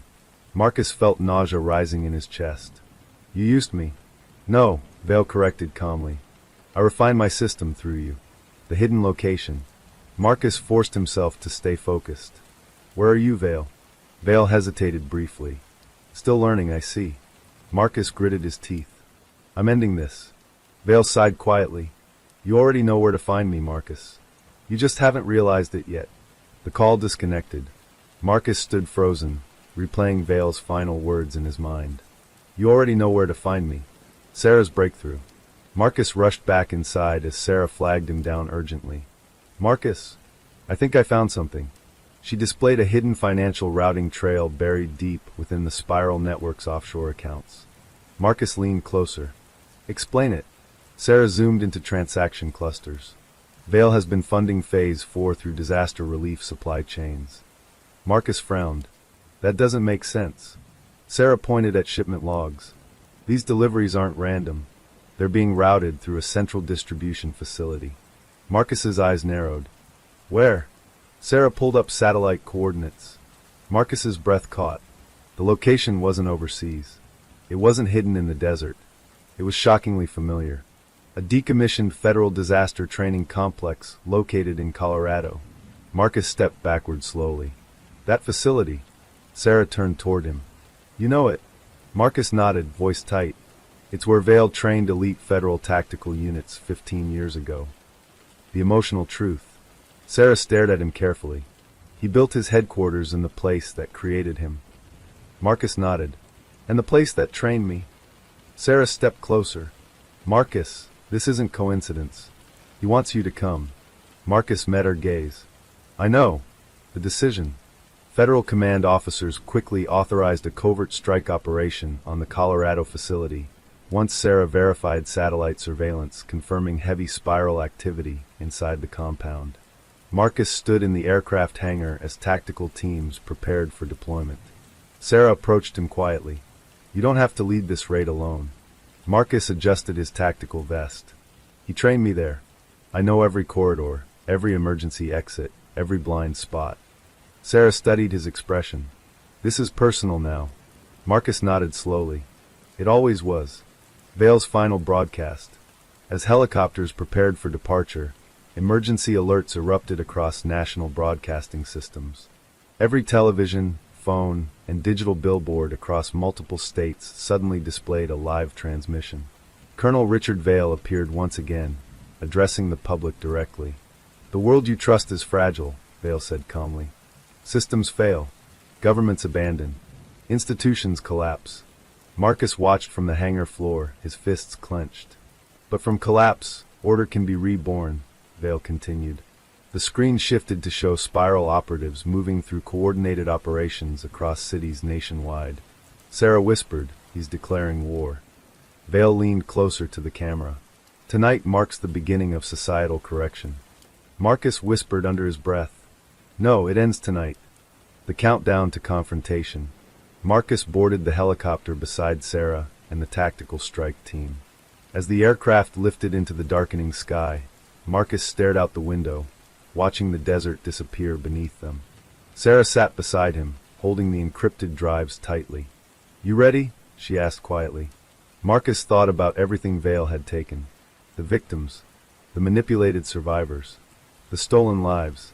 Marcus finally nodded. Yeah, he said, because this time, I'm not his student.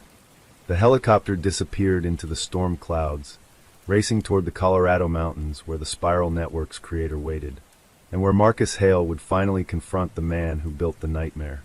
The Colorado mountains rose like black silhouettes against the storm-choked sky. Snow whipped across the jagged peaks, carried by winds strong enough to rattle the helicopter as it sliced through the clouds. Lightning flashed across the horizon, briefly illuminating the abandoned federal disaster training complex buried deep within the Rockies. Marcus Hale stared through the side window as the facility came into view. Floodlights burned across the compound perimeter. Armored vehicles patrolled the outer fences. Motion sensors flickered across snow-covered watchtowers. The Spiral Network hadn't just occupied the complex. They had fortified it. Sarah Vega adjusted her headset, listening to encrypted tactical channels as federal strike teams positioned themselves across the mountain ridges. Satellite confirms at least 80 Spiral operatives inside, she said. Possibly more underground. Marcus nodded slowly. He won't run, Marcus said. Sarah glanced at him. You sound certain. Marcus's eyes remained fixed on the compound below. Vale never runs. He waits. The infiltration begins. The helicopter landed 2 miles from the facility to avoid detection. Snow crunched beneath Marcus's boots as he stepped onto the frozen mountainside, breath fogging in the bitter air. Around him, elite tactical teams assembled in silent formation. Commander Elias Rourke, leader of the Federal Strike Unit, approached Marcus. Your intel says there's a subterranean command level beneath the main training hall, Rourke said. Marcus nodded. 3 levels underground. Vale built them during classified counter-terror training programs. Emergency bunkers, communications centers, psychological conditioning chambers. Rourke studied him carefully. You trained there? Marcus met his gaze. I survived there. Rourke nodded once. Then you lead the internal strike. Marcus turned toward Sarah. You stay with Surveillance Command. Sarah shook her head instantly. No chance. Marcus frowned. Sarah, I decrypted half the Spiral Network, she said firmly. I'm not stopping now. Marcus studied her expression, then nodded reluctantly. Stay close. The silent breach. Under cover of the blizzard, Strike teams advanced toward the facility perimeter. Snow muffled their movements as they approached the outer security fence. Thermal scanners revealed armed spiral guards patrolling in synchronized rotations. Marcus whispered into his comm. "Rotate assault teams on my mark. Disable towers first. No alarms." Charges were placed along the fencing grid. Precision sniper teams positioned themselves across ridge lines. Marcus raised his hand. 3-2-1 mark. Silenced gunfire cracked through the storm as guards collapsed simultaneously. Explosive cutters tore through the reinforced fence, allowing strike teams to flood inside the compound. Within seconds, alarms blared across the facility. Red emergency lights ignited across the snow-covered courtyard. "They expected us," Sarah muttered. Marcus replied calmly. "Good." The training hall assault. The main training building stood like a fortress of reinforced steel and concrete.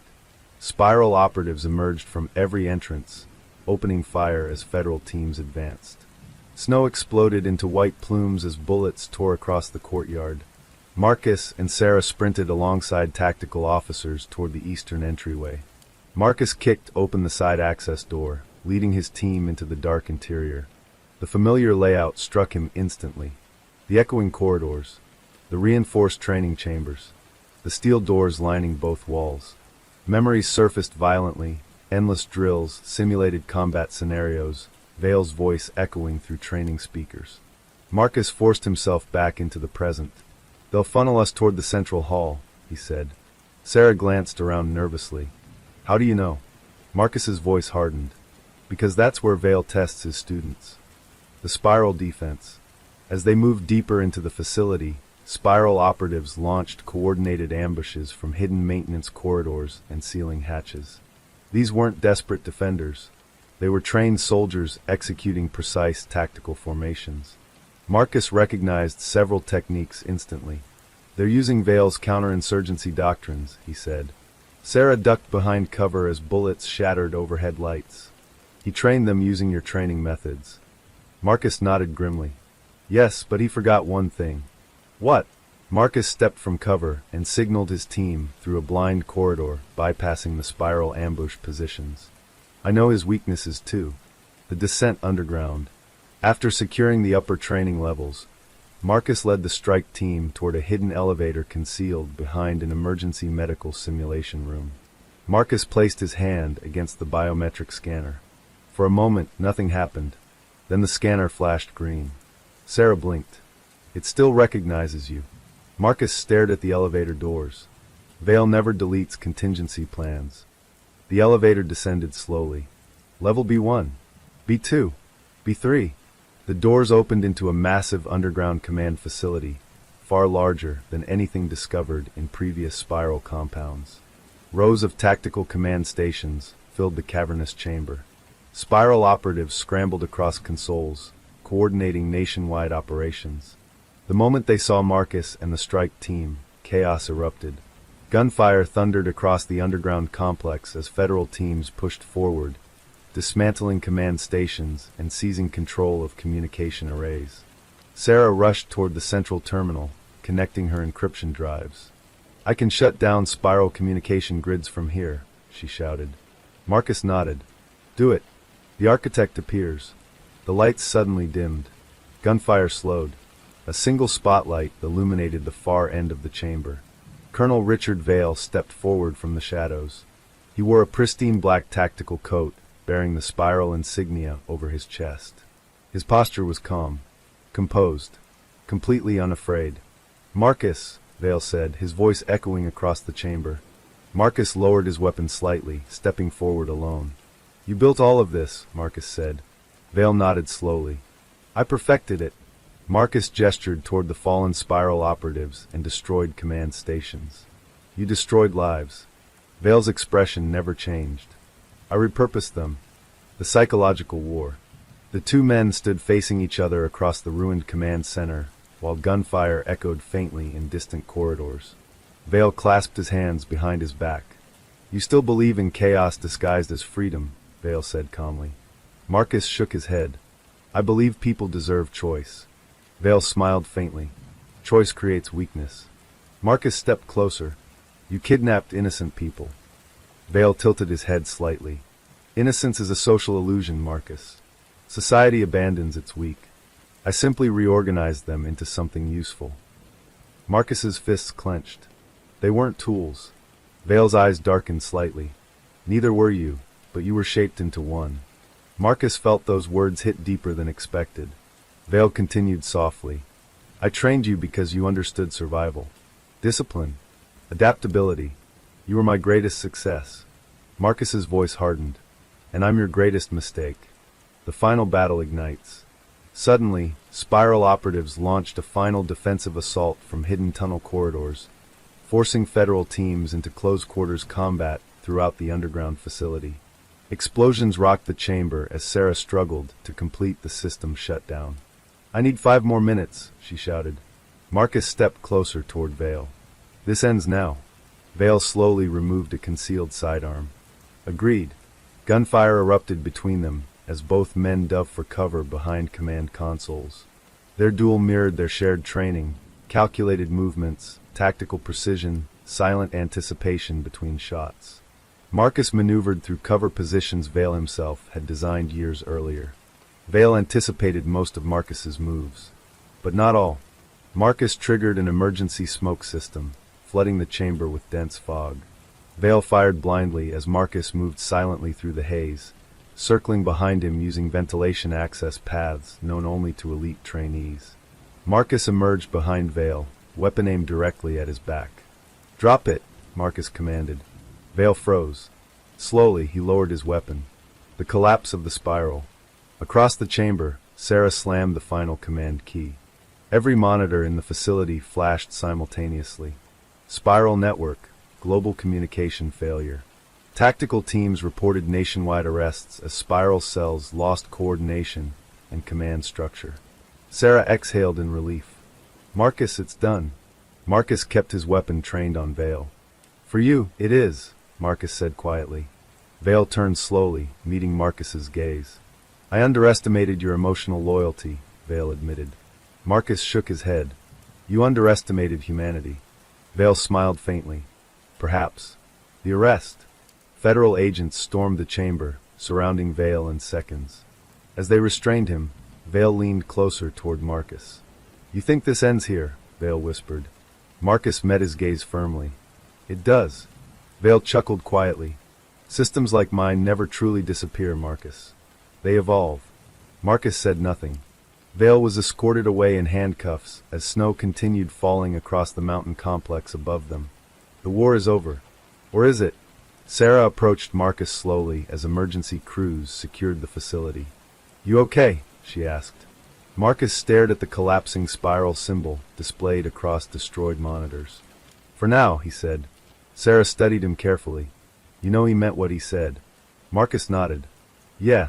He glanced toward the elevator leading back to the surface. "But we ended the architect." Sarah followed his gaze. "And the spiral?" Marcus exhaled slowly. Spirals never stopped turning. Snow fell silently across the Colorado Mountain facility as dawn broke over the captured compound. Emergency vehicles crowded the landing zones. Helicopters rotated in slow, steady patterns above the shattered spiral headquarters, while federal recovery teams escorted dozens of detained operatives from the underground complex. The storm had passed, but the damage remained. Detective Marcus Hale stood outside the main entrance, watching as Colonel Richard Vale was escorted into an armored transport vehicle. Vale's posture remained calm, composed, almost dignified despite the restraints binding his wrists. For a moment, Vale turned and locked eyes with Marcus through the armored glass. There was no anger in Vale's expression. No regret, only quiet calculation. The transport doors slammed shut, severing the connection between mentor and student forever. Marcus exhaled slowly, unsure if relief or emptiness filled his chest. Behind him, Sarah Vega stepped into the cold mountain air, wrapping her coat tighter around her shoulders. "It's over," she said quietly. Marcus stared at the disappearing convoy as it descended the mountain road. "Yeah," he replied. But even as he spoke, he wasn't sure he believed it. The nationwide fallout. Within hours of Vale's capture, federal authorities launched coordinated operations across the country. Spiral safe houses were raided. Hidden training facilities were exposed. Dozens of high-ranking officials secretly connected to the network were arrested in sweeping federal indictments that stunned the nation. News networks flooded with breaking headlines. Secret trafficking network exposed. Former military strategist arrested in massive conspiracy. Survivors rescued from years of captivity.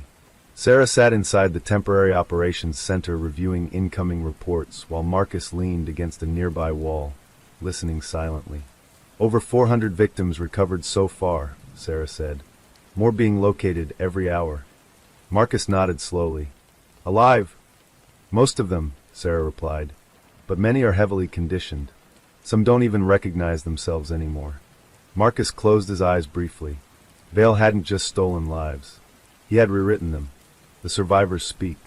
Weeks later, Marcus and Sarah traveled to a secured rehabilitation center in Northern California where rescued victims began undergoing psychological recovery treatment. The facility was quiet, peaceful, designed to feel safe, something many survivors hadn't experienced in years. Marcus walked slowly through a therapy wing, stopping as he saw a familiar face sitting across from a counselor. Daniel Foster, the former rescue volunteer, the spiral operative who nearly killed him. Daniel looked fragile now, his tactical confidence replaced with hollow uncertainty. His shoulder still bore the scar from Marcus's bullet. Sarah stood beside Marcus as Daniel glanced up. Recognition flickered in his eyes. I remember pieces, Daniel said quietly, but it feels like watching someone else control my body. Marcus stepped closer. You weren't responsible for what they did to you. Daniel swallowed hard. I trained others. I helped them capture people. Marcus placed a steady hand on Daniel's shoulder. You survived, Marcus said. That matters now. Daniel nodded slowly, tears forming in his eyes for the first time. For Marcus, it was the moment he realized the war wasn't just about stopping the spiral. It was about helping people reclaim themselves. The Court of Judgment. Colonel Richard Vale's trial became one of the most watched federal prosecutions in modern history. Courtrooms overflowed with journalists, federal officials, survivors, and families of the missing.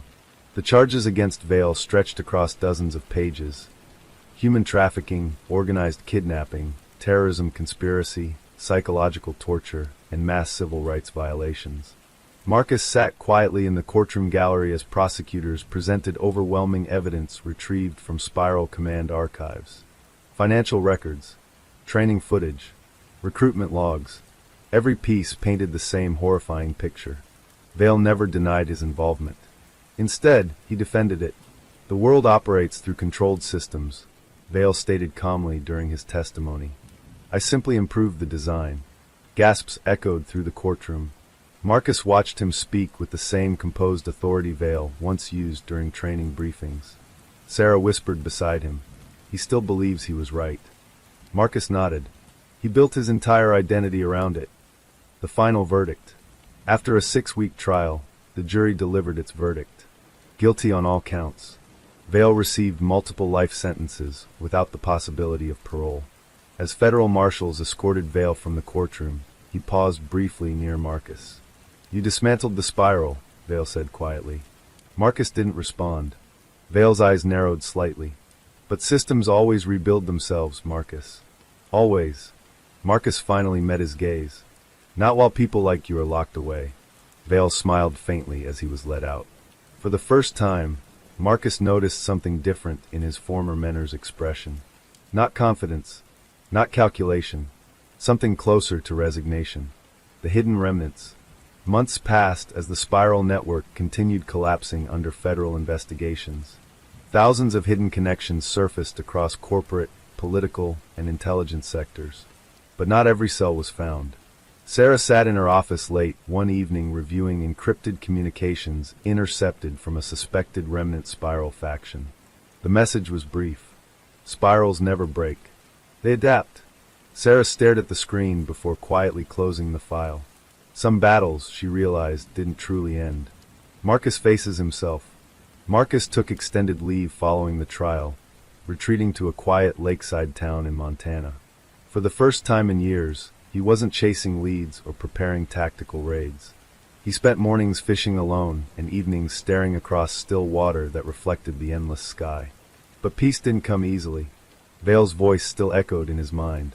The training drills, the psychological conditioning, the realization that Marcus himself had been shaped by the same man he ultimately destroyed. One evening, Sarah arrived unannounced, walking down the dock where Marcus sat silently.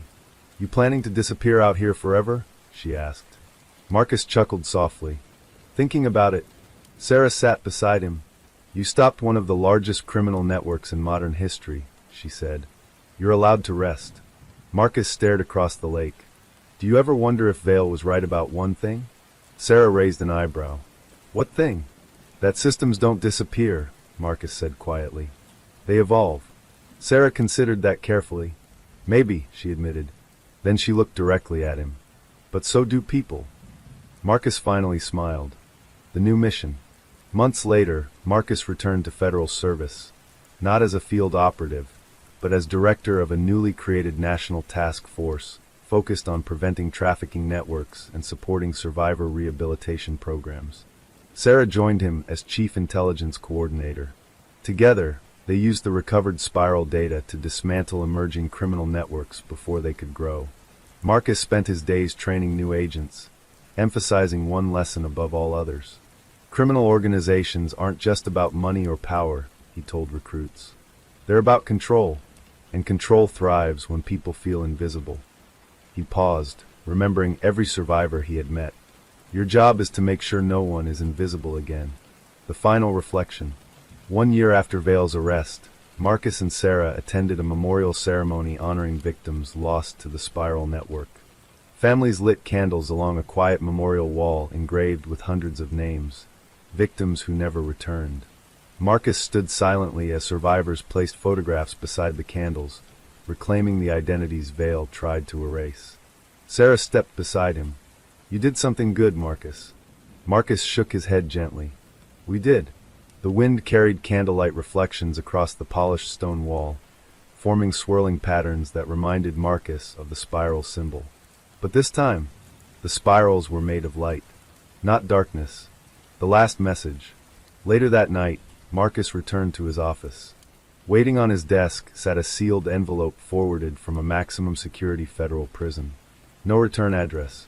Marcus opened it slowly. Inside was a single handwritten note. Vale's handwriting was unmistakable. Every system believes it has achieved justice. But justice is simply another form of order. And order always seeks rebirth. RV. Marcus stared at the note for a long time. Then he folded it carefully and placed it inside a locked evidence file. He turned off the office lights and stepped into the hallway where Sarah waited. "Everything okay?" she asked. Marcus nodded. "Yeah," he said quietly. As they walked toward the exit, Marcus glanced back once more at the darkened office behind him. "The spiral may never fully disappear," he admitted. Sarah opened the building doors, letting sunlight pour into the hallway. "Then we make sure it never controls anyone again." Marcus stepped into the light beside her. For the first time since the investigation began, he felt something he hadn't allowed himself to feel in years. Hope. Story 2. In a quiet suburban town, neighbors always said nothing ever happened on Hawthorne Street, until an entire family vanished overnight, leaving behind only a cryptic message smeared in blood on their kitchen wall. The investigation would uncover secrets that no one wanted exposed, and a darkness that had been hiding in plain sight for decades. Detective Lena Price hadn't slept well in weeks, but the call she received that night jolted her fully awake. The dispatcher's voice trembled slightly over the radio. "Detective Price, 47, Hawthorne Street. Entire family reported missing. No signs of forced entry, no evidence yet." Lena's hand tightened around the steering wheel as she drove through the fog-drenched streets. Streetlights flickered, casting long shadows across manicured lawns. Hawthorne Street had always seemed serene, the kind of place where doors were left unlocked and neighbors waved to each other. But tonight, the silence was oppressive. When Lena arrived at the address, she was met by a scene straight out of a nightmare.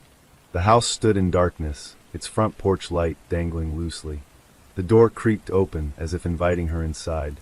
The living room was immaculate, too immaculate.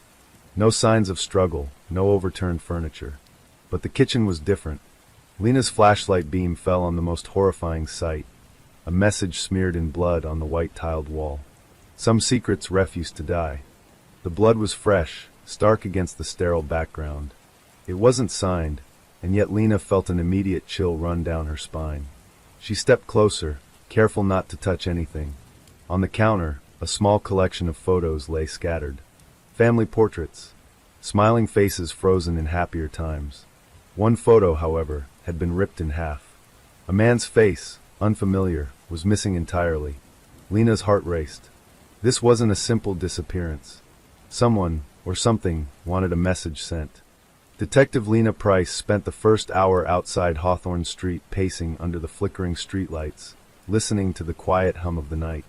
Crime scene tape rustled softly in the wind, marking the boundary between the real world and the horror that lurked inside the Wallace home. She finally allowed herself to enter.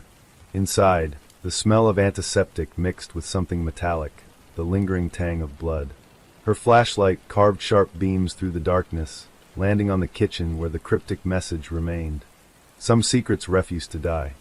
Lena crouched beside the counter where the scattered family photos had fallen. Her trained eyes scanned every detail. The images themselves seemed normal, snapshots of suburban life. Children's birthdays, family vacations, smiles frozen in time. Except for the ripped photo. Someone had deliberately removed a face, a man's face, the figure at the center of the family's last photograph together. The fact that it had been torn from the edges suggested a sudden rage, not a careful removal. She picked up a small piece of the torn photo, examining it. The edges were jagged. A faint trace of blood on the corner suggested the person responsible hadn't been careful. Lena's stomach tightened. Whoever did this had been here, and they hadn't planned on leaving anything behind, except the message. "Detective Price?" a voice called from behind. She turned to see Officer Miguel Alvarez, one of the first responders, stepping into the kitchen. His face was pale, eyes wide. "What have we got?" Lena asked. Miguel shook his head. No forced entry. No signs of struggle in the living room or bedrooms. Beds made. Meals untouched. But the fridge was open. Milk spilled, but nothing else missing. Lena frowned. That's odd.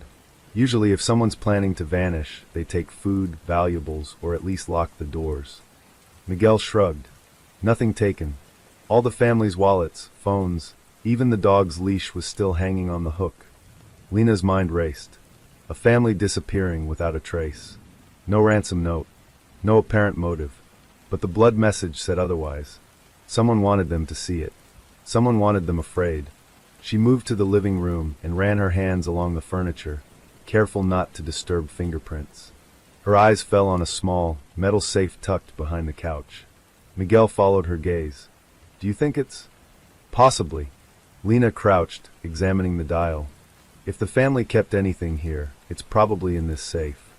With a practiced hand, she retrieved the master override key from her evidence kit, a tool used in cases where imminent danger required quick access. The dial clicked into place, and the safe opened. Inside, there was only a single envelope, yellowed and brittle with age. Lena carefully lifted it and opened it. Inside was a stack of handwritten letters, all folded neatly, the ink slightly smudged in places as though they had been read in haste or fear. Lena scanned the first letter. "If you are reading this, the truth has finally caught up. The Wallaces are in danger not because of money or envy. They are being hunted for what they know, what they should never have discovered. Never trust the neighbors. Never leave your doors unlocked. And never, ever question the past." She felt a chill creep down her spine. Whoever wrote this wasn't merely warning the family. They were warning whoever might find these letters next. Miguel leaned closer. "Detective, this is unsettling. Do you think the family saw this coming?" Lena shook her head. "I don't think they had time. Whoever took them moved fast, and they were professional. But these letters suggest the Wallaces stumbled onto something they shouldn't have." Her eyes swept the room again. Something was nagging at her, a detail she hadn't noticed before. On the wall above the mantel, there was a small, framed map of the town. Nothing unusual at first glance, except for faint markings in the corner. Lena stepped closer.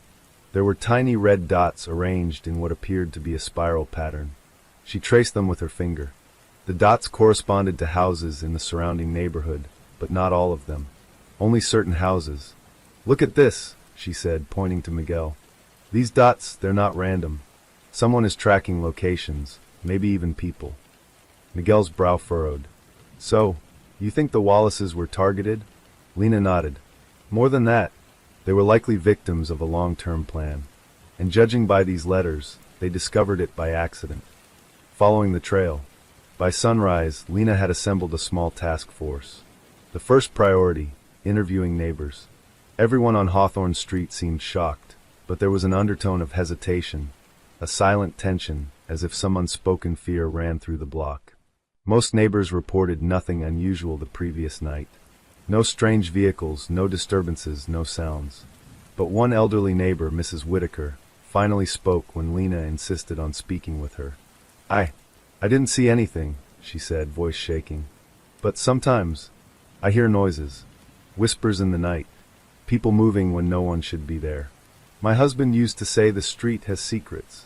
Lena leaned forward. "Secrets?" Mrs. Whitaker's eyes darted nervously. "Old ones. Decades old. People have vanished before, but the police, they never looked too hard. They thought it was just the way of the neighborhood. But now, I don't know. I'm scared to leave my house at night." That was the first real clue. A pattern. Vanishings in the past that were never solved. Lena's pulse quickened. She scribbled notes furiously. "Do you remember names? Houses?" she asked. Mrs. Whitaker nodded. "Yes, the Callaways, the Hendricks family, the Thompsons. All gone. All on the east side. And there's a pattern. Always a spiral pattern in the town maps. I never understood why." Lena froze. The spiral. The same symbol she had noticed in the Wallaces' home. "Thank you," Lena said. "You've been very helpful." But as Mrs. Whitaker closed her door, Lena felt a deeper chill. Someone was orchestrating disappearances for decades, carefully selecting families. And now the Wallaces were the latest victims. Cryptic connections. Back at the precinct, Lena and her team began cross-referencing old missing person reports with the current findings. "Every family that disappeared fits the pattern," said Officer Rivera, pointing at a digital map. "See here? East side, spiral layout, every 10 years like clockwork. The Wallaces just broke the cycle." Lena rubbed her temples. "So whoever is doing this, they're organized.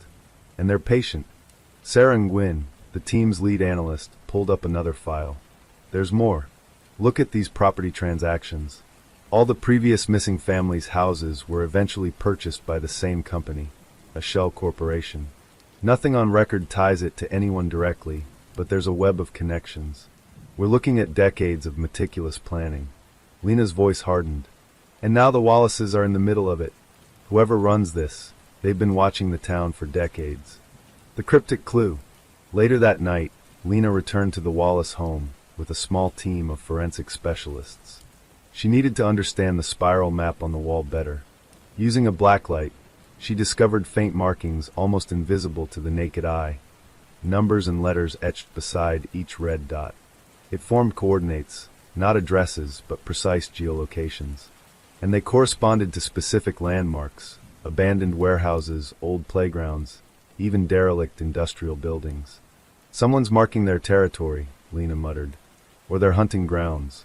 Miguel frowned. "So the Wallaces wandered into the wrong neighborhood, or maybe the wrong city?"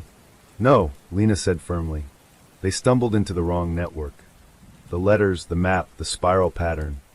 Everything pointed toward a single conclusion. The Wallaces were part of a long-term selection. Someone had carefully curated the victims, removing them methodically, sending messages, and leaving warnings for anyone who might pry." Lena felt the weight of history pressing down on her. This was bigger than a single family, a single crime. Whoever orchestrated these vanishings had decades of experience. And now, with the Wallaces, the trail had gone cold, unless she could follow the clues left behind in the shadows. The night surveillance. Lena stationed her team around the neighborhood, using night vision cameras and thermal imaging to monitor the area. Hours passed with nothing, until a movement flickered across one of the cameras. A figure moved silently across the backyards, stopping briefly to survey the area.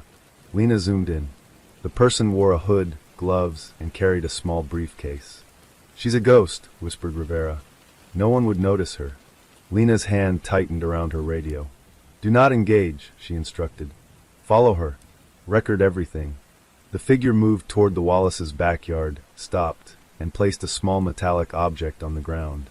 Then, as silently as she appeared, she vanished into the night. Lena approached the spot cautiously. The object was a key, a small brass key attached to a spiral-shaped fob. Lena held it up under the flashlight. Her heart pounded. This isn't over, she whispered to herself. This is just the beginning. The unseen enemy. Hours later, Lena sat in her car outside the Wallace home, staring at the darkened house. The storm clouds from the previous day had cleared, leaving a cold, silent night. She knew the spiral symbol wasn't random. The letters, the map, the mysterious figure, it was all part of something larger. Someone had been orchestrating these disappearances for decades, watching, waiting, and now, with the Wallaces, the spiral had completed a new rotation. And Lena knew one thing. To uncover the truth, she had to follow the spiral all the way into the shadows where no one dared to go. The investigation had just begun. The following morning, Detective Lena Price returned to the Wallace home with a sense of urgency she couldn't shake. Every minute the investigation stalled increased the chance that the family, if they were still alive, would be moved further from the neighborhood.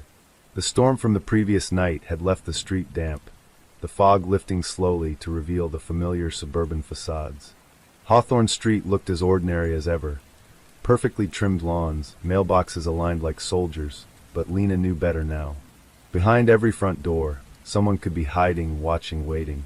She reviewed the clues again. The cryptic blood message, the spiral map marked with red dots, the brass key left by the mysterious figure. Each element seemed random at first glance, but together they suggested meticulous planning. Sarah Nguyen, the team's analyst, met her at the Wallace home.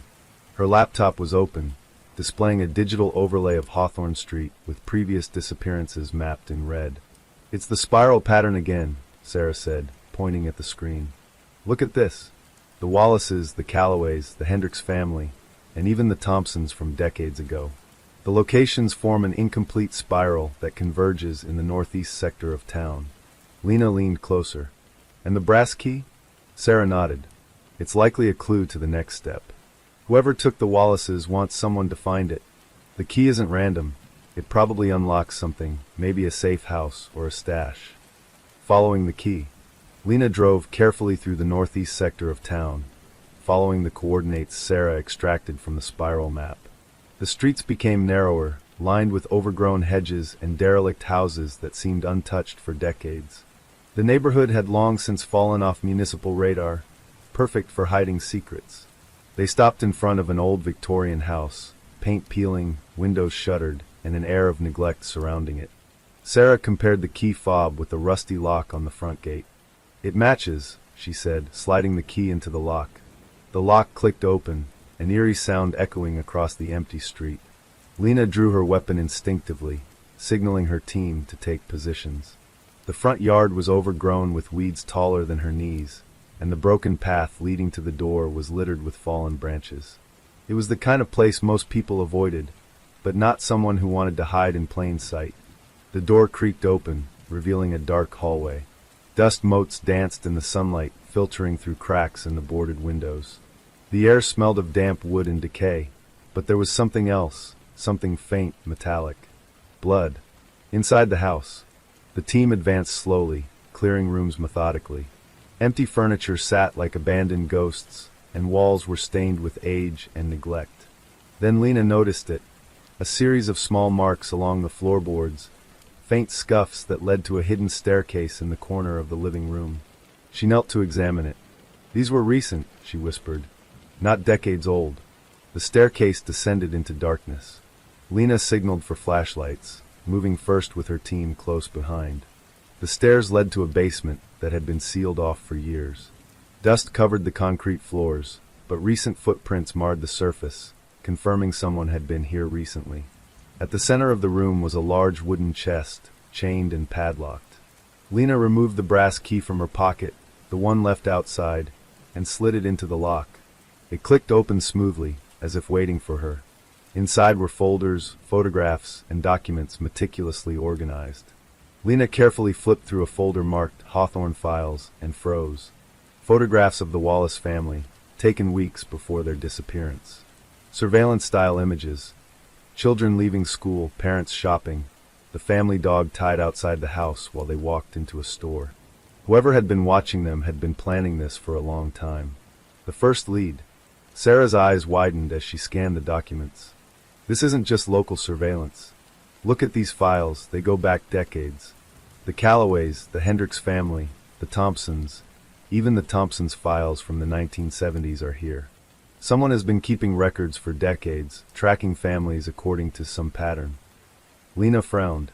The spiral pattern. Sarah nodded. Exactly. But there's more. Each folder contains notes, coded references, and what appears to be financial records. Whoever did this isn't just a predator. They're organized, methodical, and likely extremely wealthy or resourceful. Lena scanned the room. Old furniture, dusty shelves, and dozens of boxes filled the basement. We need to catalog everything, she said. Every document, every photo, every scrap of evidence could tell us who's behind this. Sarah paused. Detective, look at this. She pointed to a small, locked cabinet in the corner. Unlike the chest, this cabinet had no keyhole, only a numeric keypad. Lena stepped closer. The panel had fingerprints, smudged numbers, and faint signs of wear. She reached into the Wallace files and found a sheet of paper partially hidden under a folder. Scribbled numbers were on it, dates, times, and what looked like sequences. 0412, 0730, 0921. I think this is the code, Lena said, entering the first sequence. The keypad beeped, but nothing happened. She tried the next two sequences in order, and on the third attempt, the lock clicked open. Inside were photographs of the unknown man whose face had been torn from the Wallace's portrait. The same man who appeared in every previous family's file. A name was scrawled beneath one photo in messy handwriting. Gideon Rook. Lena exhaled sharply. Finally a name. A dangerous connection. Researching Gideon Rook revealed little. No criminal records, no public business ventures. He seemed like a ghost, erased from the system, but the files in the house painted a different picture. Financial statements, property deeds, and shipping records suggested someone with immense resources. He had been buying abandoned properties across multiple towns, specifically in spiral patterns like Hawthorne Street.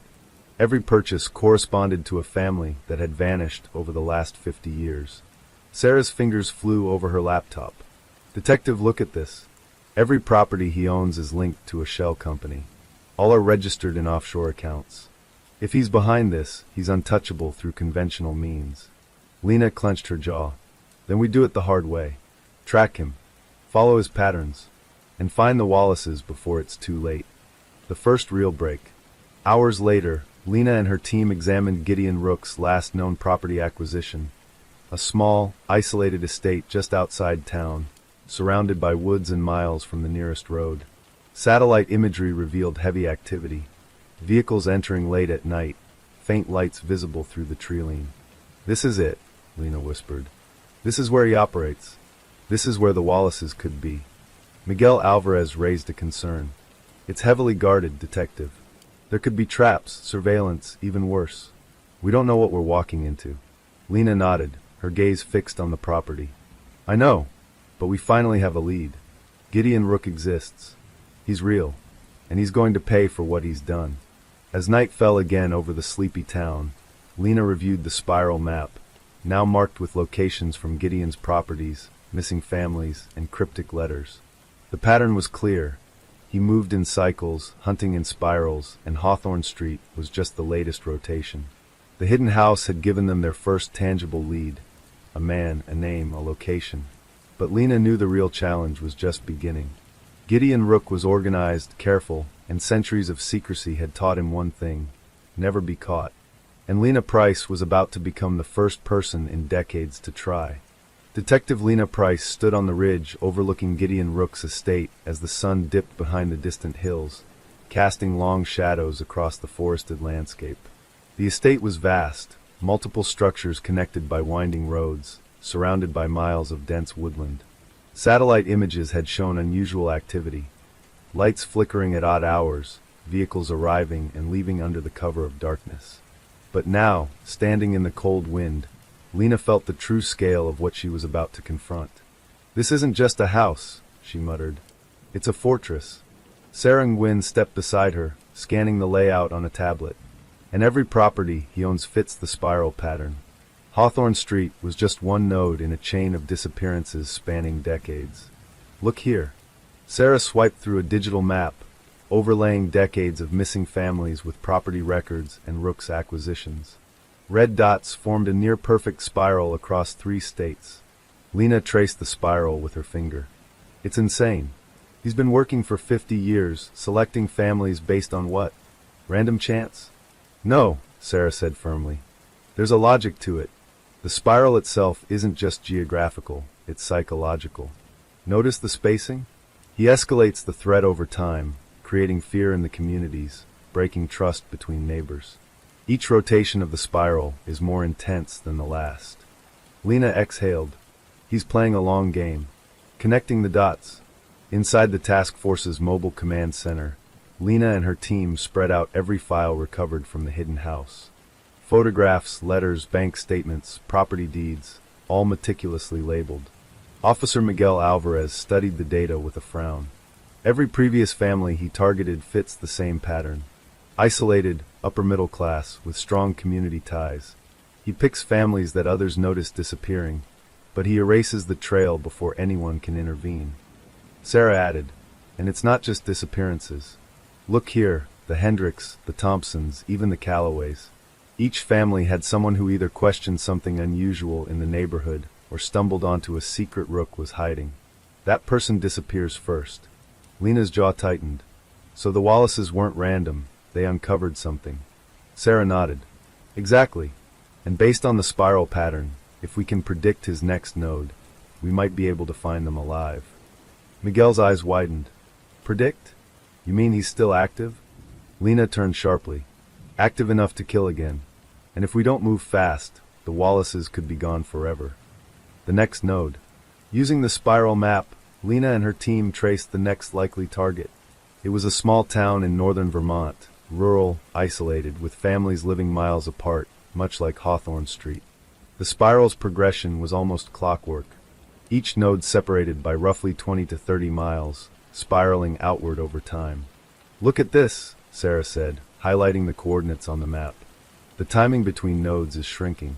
If Rook continues the pattern, he could strike within days." Lena clenched her fists. "Then we need to be ahead of him. If we can locate his safe houses, we can find the Wallaces and stop him before the next spiral rotation begins." A haunting discovery. Lena returned to the Wallace home once more, retracing the family's last known movements. In the basement, she found something she had missed before, a small, spiral-shaped engraving etched into the floorboards beneath the chest. It was subtle, almost imperceptible, worn smooth by decades of neglect. But it matched the spiral motif in every other location, the red dots, the letters, the key fob. "This isn't just symbolic," Lena said, kneeling beside the engraving. "It's a map, a code, a trail he leaves for someone, or maybe for himself, to track his own operations." Sarah leaned over her shoulder. The engraving aligns with the coordinates in the brass keys folder. Whoever Gideon